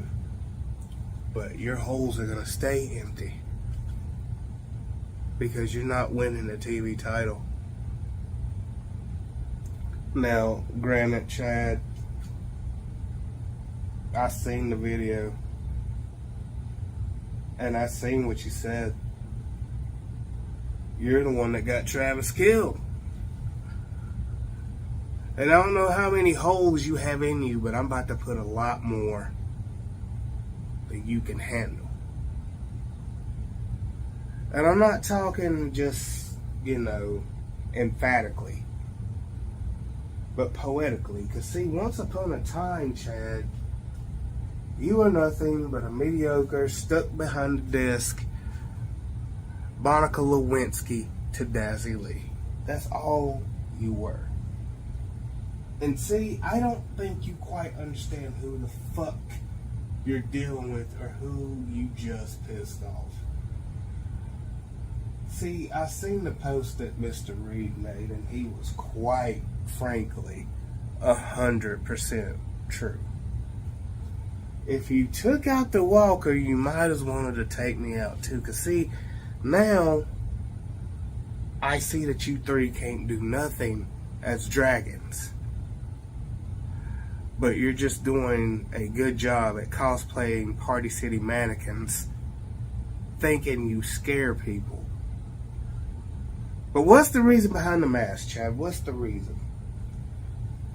The mask gives you some type of power. It gives you some type of divinity, some type of entity. It lets you create a new persona. I never have had a wear a mask. To correct myself. I always stood 10 toes down, stood on business, and got the job done. See, quite frankly, yes, I'm pissed off, but the quiet fury in me has to concentrate on getting by you, Chad. On concentrating on letting Legion leave empty-handed without nothing. Because the TV title stays in the Carolinas and will remain in the Carolinas as long as I'm breathing. And you, Phoenix, or the man of multiple personalities himself, Dazzy Dangerous, the game changer, old fake-ass Triple H, is going to have to take it from my cold dead fingers. But I don't see that happening either, because, fuck, we all know you're not going to fight one-on-one. You're going to fight three-on-one. You're the Cerberus of Max Wrestling. A dog with 3 heads. But remember, Hercules traveled down to the underworld to kill Cerberus. And that, my friends, is poetic justice at its best. So, Chad, if you think winning a TV title is going to make you feel whole again, then you might want to fill your holes with reality. Because reality is, it doesn't matter, mask on or mask off. You're still going to be Dazzy's Monica Lewinsky. And he did have sexual relations with that woman, Seven Mascaras. Or is it Census Mascaras? It's Census, sorry. Seven's his side piece. It's a little West Virginia-y, but whatever. So, Chad, fuck you. Feeney, fuck you. And Captain, oh Captain, you better watch your back, because you're going to be looking behind it for the rest of your life, because I'm coming at the Legion. Looks like Cypher's going to the UK. Match is over. Let's see what you got, Chad. Let's see if you got what it takes to reclaim the TV title for the fallen Dragon Club.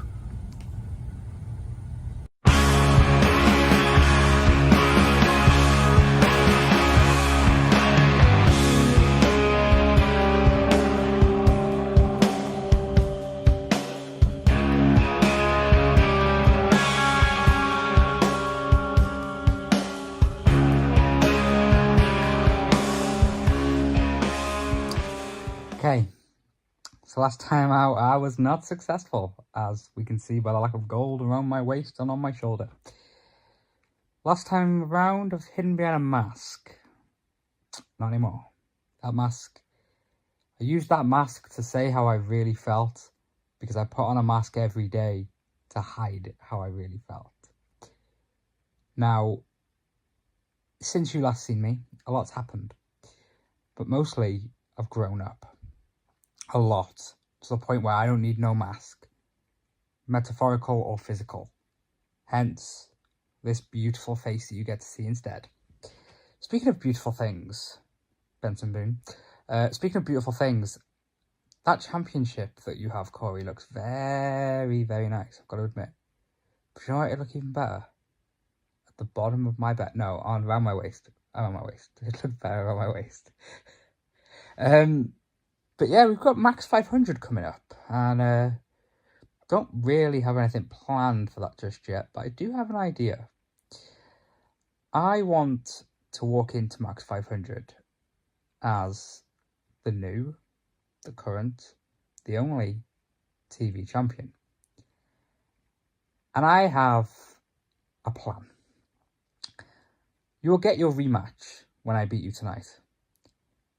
But not only will you get your rematch, every single eligible person that is involved in match wrestling will be able to challenge me for that title. I'm going to walk into Max 500 as champion and challenge every single person that has ever appeared on Max Wrestling, because it's a TV championship. And what says TV more than episode 500? Episode 600, 700, 800, 900. But for now, 500.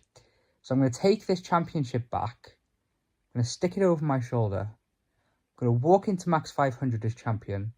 And I'm going to give every single one of you a match. All you've got to do, send a promo in. We'll let random number generator pick a number between 3 and 10. Whatever number comes up, that's how long. Whoever gets closest to that number walks out champ. Why not? So it could be a 1v1, me and you, Corey. Could be a triple threat, fatal 4-way, fatal 5-way, 6-pack challenge, 7-pack challenge. I don't know how many people have ever appeared on Max. Every single one of them is eligible to challenge me for it, including you, Mike Markin. But, you know, the less said about you, the better. Coming back here, taking my championship, dropping it in the trash like it's nothing, and then sodding off back to wherever you came from. But this promo isn't on you. Oh, no. This promo is on Corey. Now, I am gutted that I lost, because I thought, do you know what? I'm going to be champ here. Like, it's vacant. It's going to be mine. Obviously, you challenged us to a rematch, and Travis is otherwise occupied with an injury. So it's just me and you. But that championship, it looks good. It does look so good, Corey. You suit it. I've got to admit, you suit it. But I suit it more. I may not have a gold mask anymore, but I still need gold around my shoulders. So you better believe that I'm coming for it. I don't miss. I believe that you've got your hands full tonight. It's because it's not just this championship you're putting on the line. You must win a handicap match, right? Now, you know, if things played out differently, maybe I could have teamed up with you. Maybe we could have won some gold together. But as for now, I'm all about getting my gold back. Because that baby is mine. And I want it back over my shoulder. And I want to hold it all the way to Promo Mania next year. Because that was my goal before Michael Markin came along and stole it from me. Which, not bitter about, even though I've mentioned it twice. The TV championship, that's the one that... That's my baby. That's my baby. And, yeah, I need him back. I need him back over here in Wales. Because my Buru Glow had you. Buru Glow had you. So the closest promo to 7 minutes is the winner, and the official times are Corey Cypher, television champion, 6 minutes, 26 seconds. Hey. The big question is, can Chad go over 3 minutes?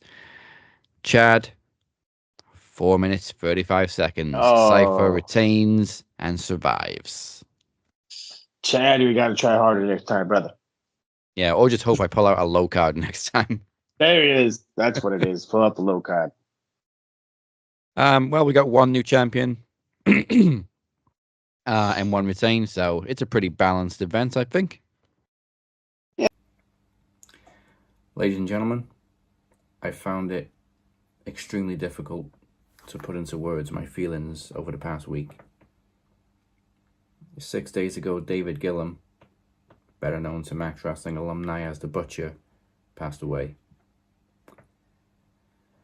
The Butcher was a Max Wrestling original and spent most of the first 5 years by my side and by the side of Mike Larkin, Evan McCabe, Moses, Travis, Roxy, Dave Burnham, to name a few, and all the other guests and co-hosts that have come and gone over the years. He appeared on 222 episodes, and if you're unfamiliar with The Butcher and you're relatively new to Max Wrestling, that's because he and I had not been on speaking terms for the past 4 years. As much as The Butcher is part of our history, it's no secret that we had many issues behind the scenes. Not just myself, but with Mike, with Travis. Hell, he even had issues with Amir at one point, but some of these people he was able to reconcile with. But I was not one of those people.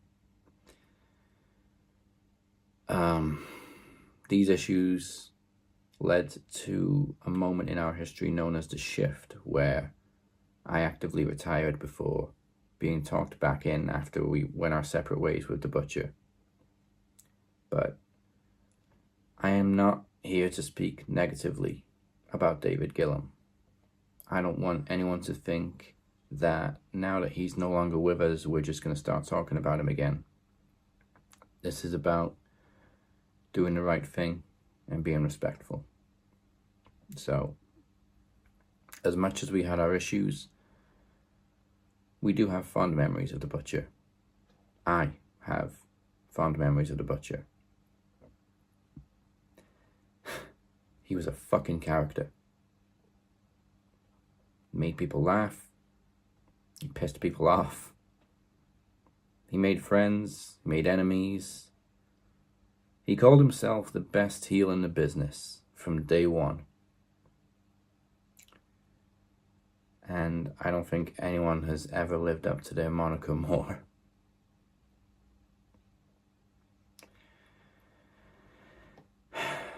These last few years have been unfortunate. As much as I have tried to avoid mentioning The Butcher, I have spoken negatively about him since his departure. I know he's spoken negatively about me and about Max as well, and that's fine. That's fair. Since his departure, we have avoided referencing him and made all episodes featuring David Gillum private because that's what he requested. And to continue to do so, I think, would be an insult to his memory. So if it's what the people want, I will actively restore all of these episodes. His name will be returned to all the records. Everything featuring David the Butcher Gillum will be made public again, so that anyone that joined us after 2020, you can experience the good Butcher that we know, including the movie and TV reviews that he and I did on the side. And now I speak to David. I hope now that you have found the peace and the closure that I could never give you. You are part of Max Wrestling's history, and I forgive you. And I hope you can forgive me. One of your countless live videos that I always remember is you sitting outside the Golden Lion, singing along to Kansas. And I don't think that there's anything more appropriate than that to describe you. So, for my final words to David Gillum, I say, carry on, wayward son.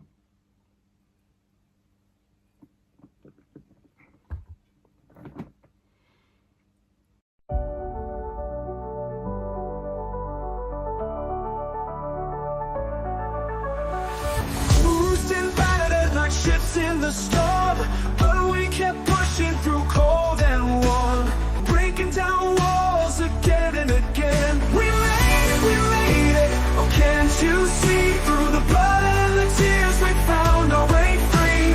Rising like giants with hearts full of fire, climbing that mountain higher and higher. Rising like giants with hearts full of fire, climbing that mountain higher and higher.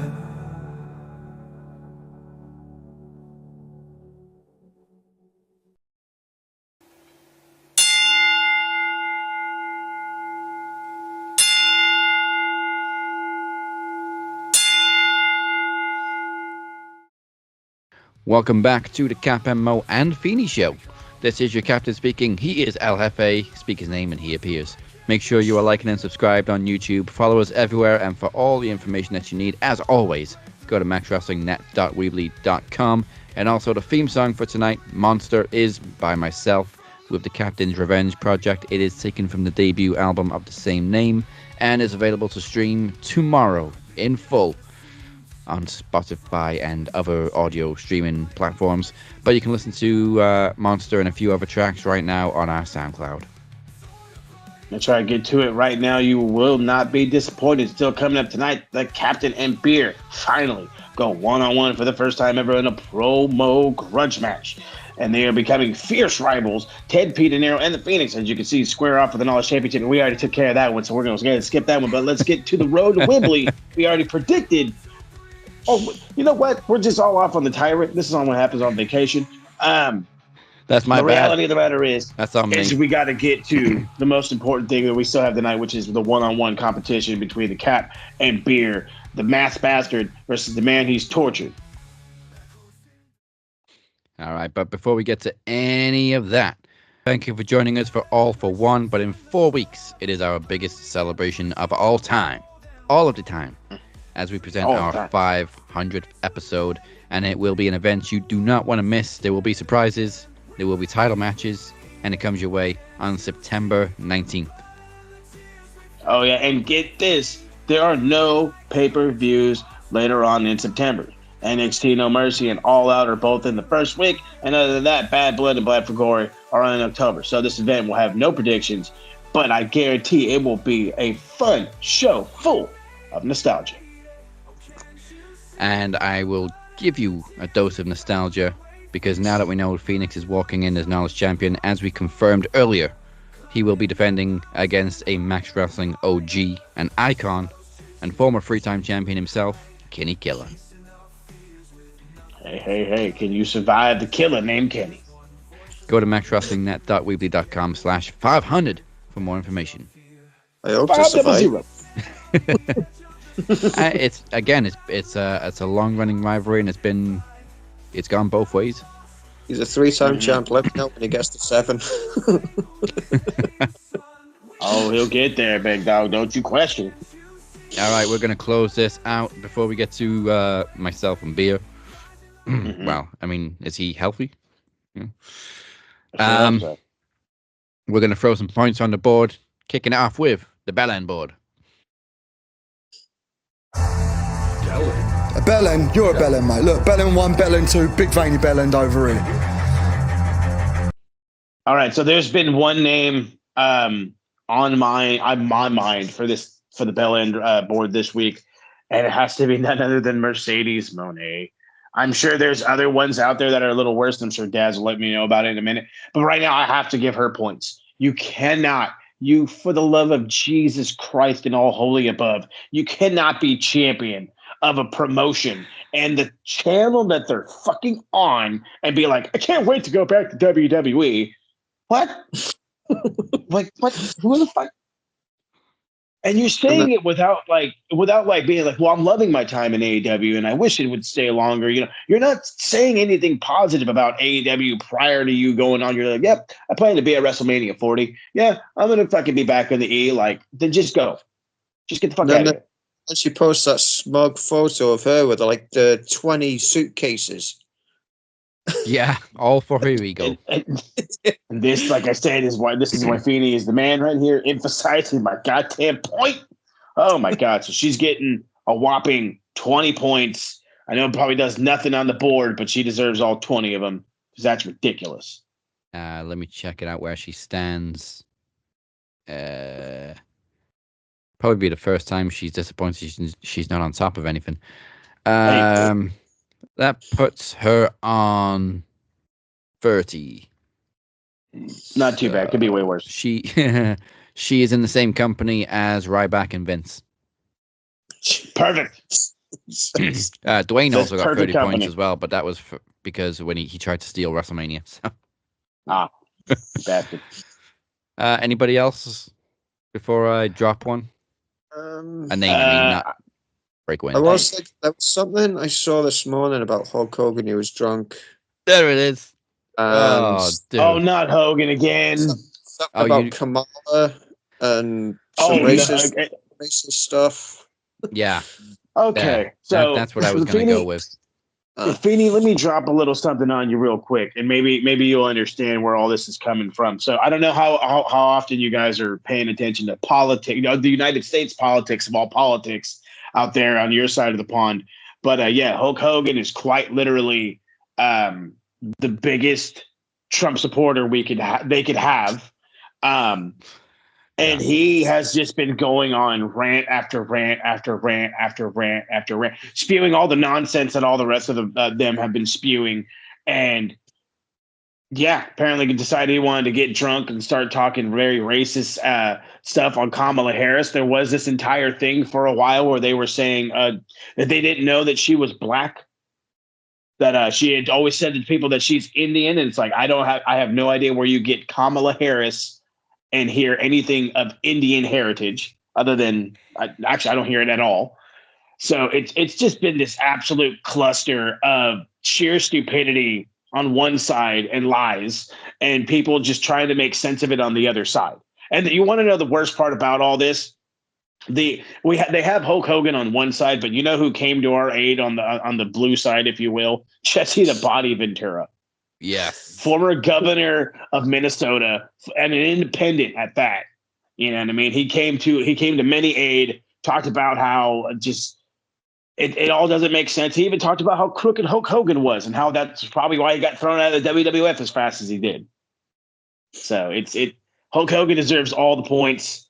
I'm going to give him just 15 because thank God for me, I've only read part of it. I have not seen or heard anything besides what I've read. And if I do, it's going to make me freak. But how many points you want to add on top of that there, Daz? Oh, let's give Hulk 50 points. Hey, thumb on top for crying out loud. When you said then that they didn't even know she was black, it just reminded me of the scene with Richard Pryor and See No Evil. Mm-hmm. Where obviously he's blind and he pretends that he's not blind, and his sister's like, "Why are you trying to pretend you're not blind? It's like you're trying to pretend you're not white." And he just yells, "You mean I'm not white?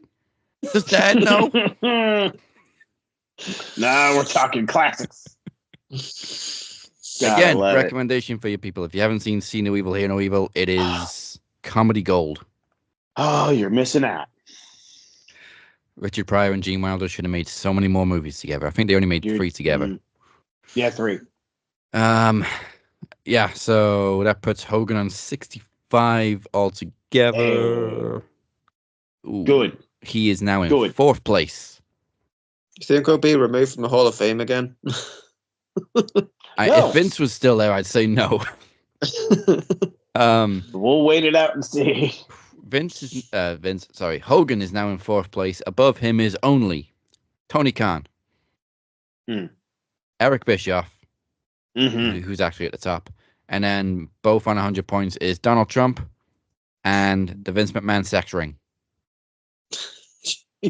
Oh, God. That is not company you want to be around. No, but Hogan fits very well in that company. That he does. Boy, how the mighty have fallen. All right, let's put some points on the other side of the board. This is the Bruv board. Bruv. Bruv.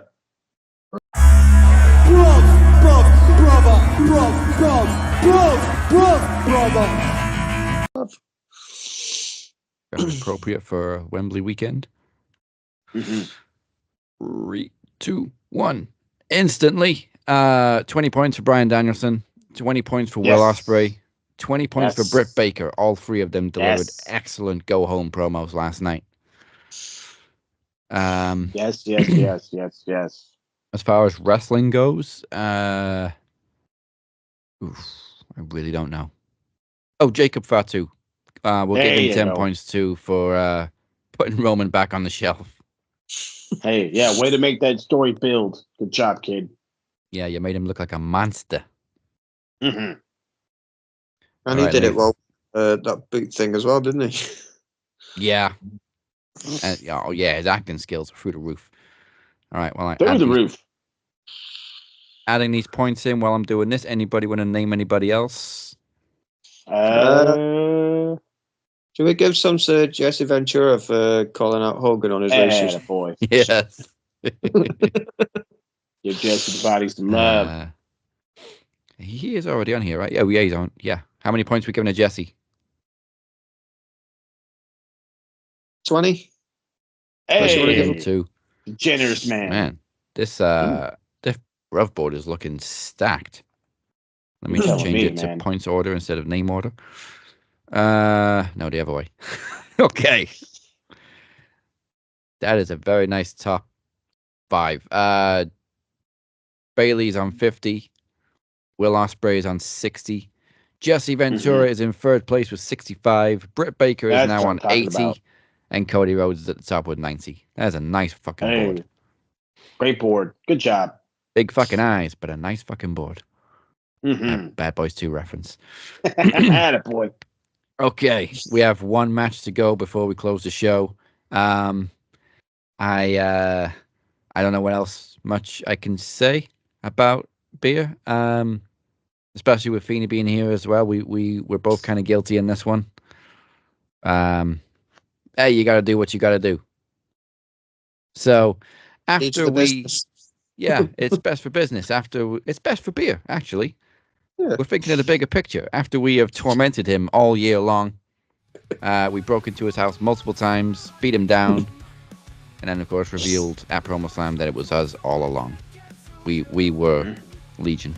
We are Legion. So I was nice enough to give beer a shot at revenge. So here it is. It is the Cap versus beer. First time ever. All for one. Can you hear me now? It's already over.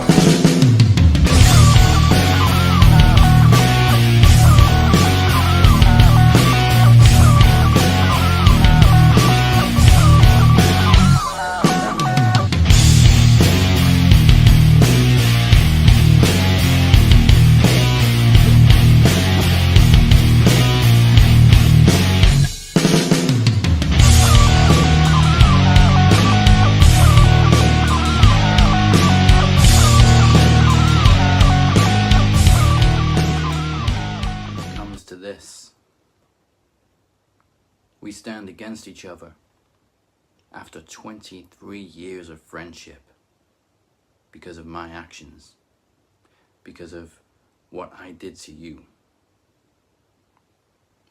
You can hate me for what I've done. Hell, everybody can hate me for what I've done. But make sure you hate me for all the right reasons. Because the truth is, everything that I have done for the past 8 months has been for your benefit, beer. Now that probably makes little sense to you. After I just cost you the world championship, after I had you beaten down in your own home multiple times. But like I said a couple weeks ago, to be the best, you gotta go through hard times. See, the thing is, we've all done it. It was 5 years before I won a championship on my own show.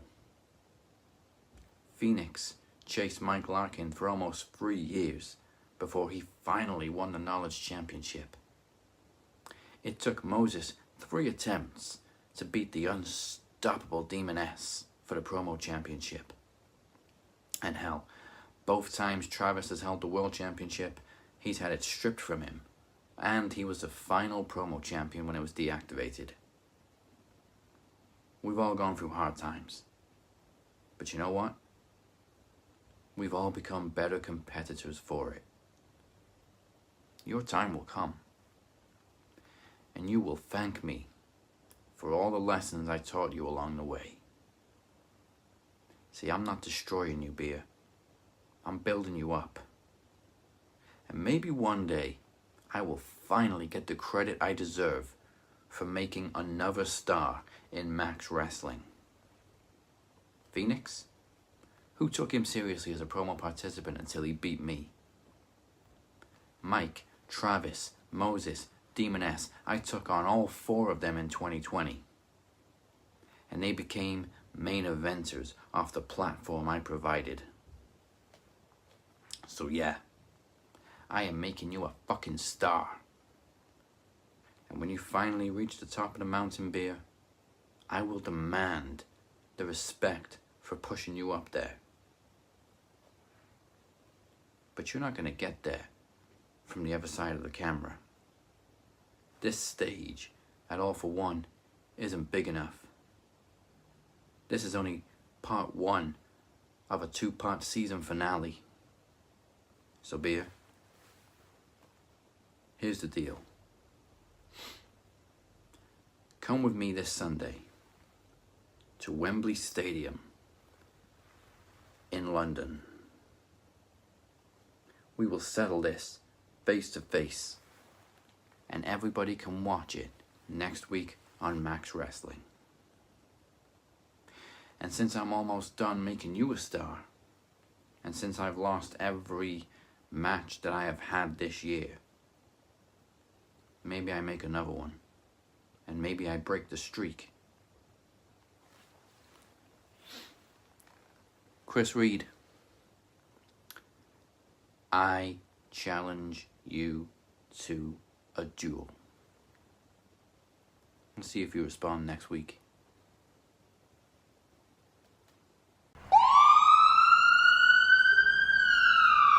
Well, enough is enough, and it's time for a change. I tried to be a nice guy. I tried to play by your rules. You all turned your backs on me. It has come to my attention that Captain has finally grown a pair of balls in his life. Cap, I don't hate you.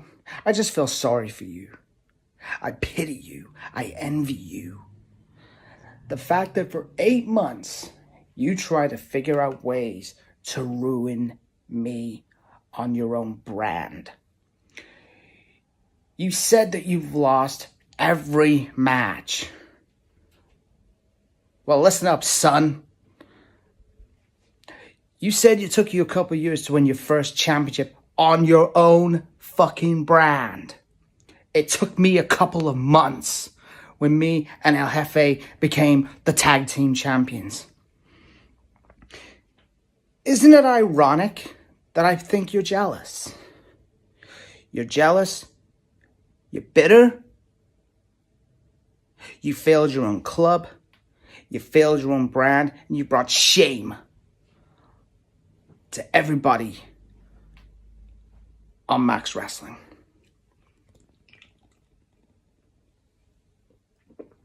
You know what? I'm drinking to your tears. You want to know what? All For One, Wembley Stadium. I gladly accept.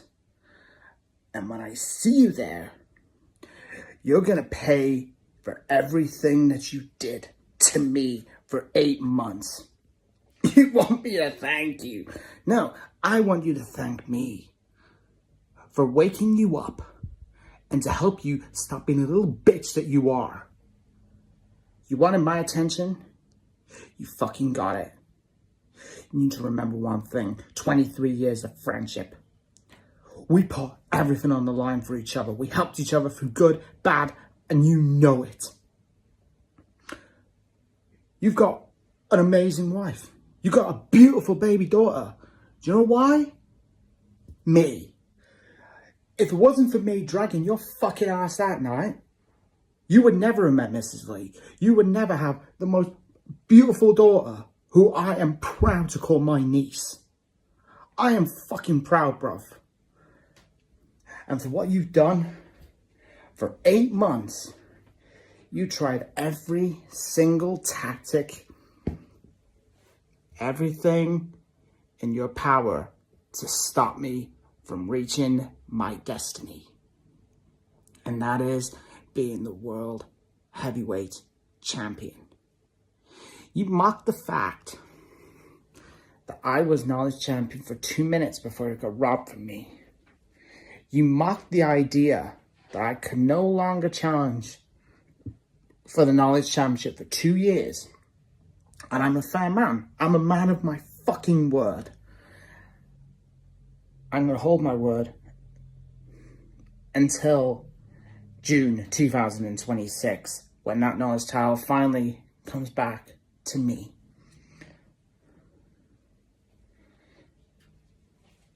And I'm going to verbally end you just like your receiving hairline.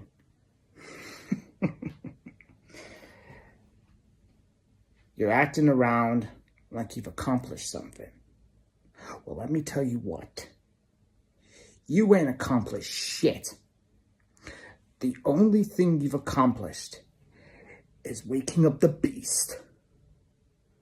The beast that's gonna make you his bitch. And one day, you're gonna come running back to me like you always do and say, sorry, Bea, I should never have done what I did. I'm lonely. I don't have a tag team partner. But you can shove that friendship and shove it straight up your ass. And now you're challenging Chris Reid to a duel. Bruv, remember, you've lost every single match this year because you're a fucking loser. I've won tag team gold this year. I came within an eyelash of winning King of the Mic. I reached the finals 2 years in a row. On my first try, I lost to El Jefe. And I lost a fatal four-way due to the others cheating. I'm no longer going to play by the rules. I'm going to be the most vicious, psychotic piece of crap that's ever lived. I'll see you gladly at Wembley Stadium. All for one. It's all over.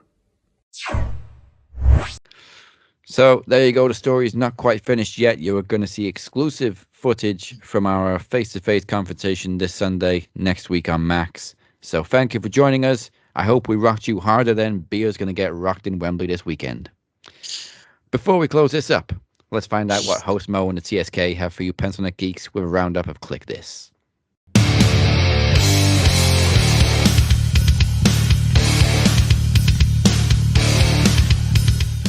Oh my goodness. All right, so TSK is coming at y'all, you bastards.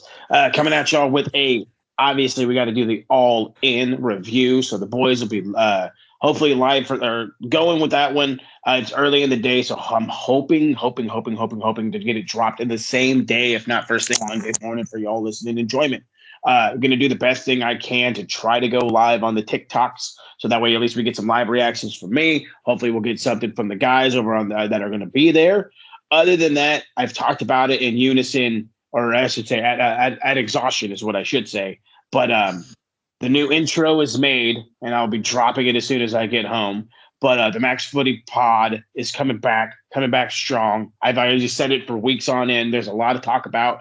Got to definitely have to talk about the U.S. men's national team. Mauricio Pochettino, once we figure out how to get him out of his contract at Chelsea, he is our new coach, and that can only mean positive things for a team that needs some serious building. Week 1 of the Prem has gone down, and everybody's team looked good, but mine. And trust me, I want to get into that, and I'm sure the rest of the guys want to get into it too. So be on the look for all kinds of stuff from the Matt Footy Pod to the TSK. Like I said, dropping stuff this weekend. Be on the looks on that, and the only way to be on the looks is to follow us on all the fun socials. Hit us up on the Twitter, on the Max Wrestling Pod, or is it Max Wrestling UK, Captain 512, SMR Podnet, and of course the Max Football Podcast. Head on over to the beautifully done website, maxwrestling.com. Make sure you're following, subscribing on all the fun platforms, TikTok, Facebook, Instagram. Remember, you could be like Chris Reid. All you got to do is join us on the Facebook, EVP, MVP. You could be dual champion. I'm not calling him out, but I'm just saying you could be dual champion. Yeah. And as far as other content goes, as I said during the show when we were talking about the Butcher, there will be more content becoming more available that hasn't been available for a long time, so you can go check out our movie and TV reviews again very soon. They will be made public once again. Including, we did one on See No Evil, Hear No Evil. Hey, there you go. We also did one on The Crow. Yeah, go watch the original. Fuck the remake. I need to watch that. I shouldn't be saying it, but fuck the remake. That's it for us this week. Join us next week for part 2 of the Captain versus Beer with footage direct from London, plus Bash in Berlin predictions. So much happening. You've been watching the Cap and Mo and a very rare appearance from the Phoenix. Goodbye, mwah, and good night. Bang. See ya in London, mate. That was the worst Cockney accent ever. Let me try it again. See you in London, mate. With some fucking pie and eels and chips. Bruv.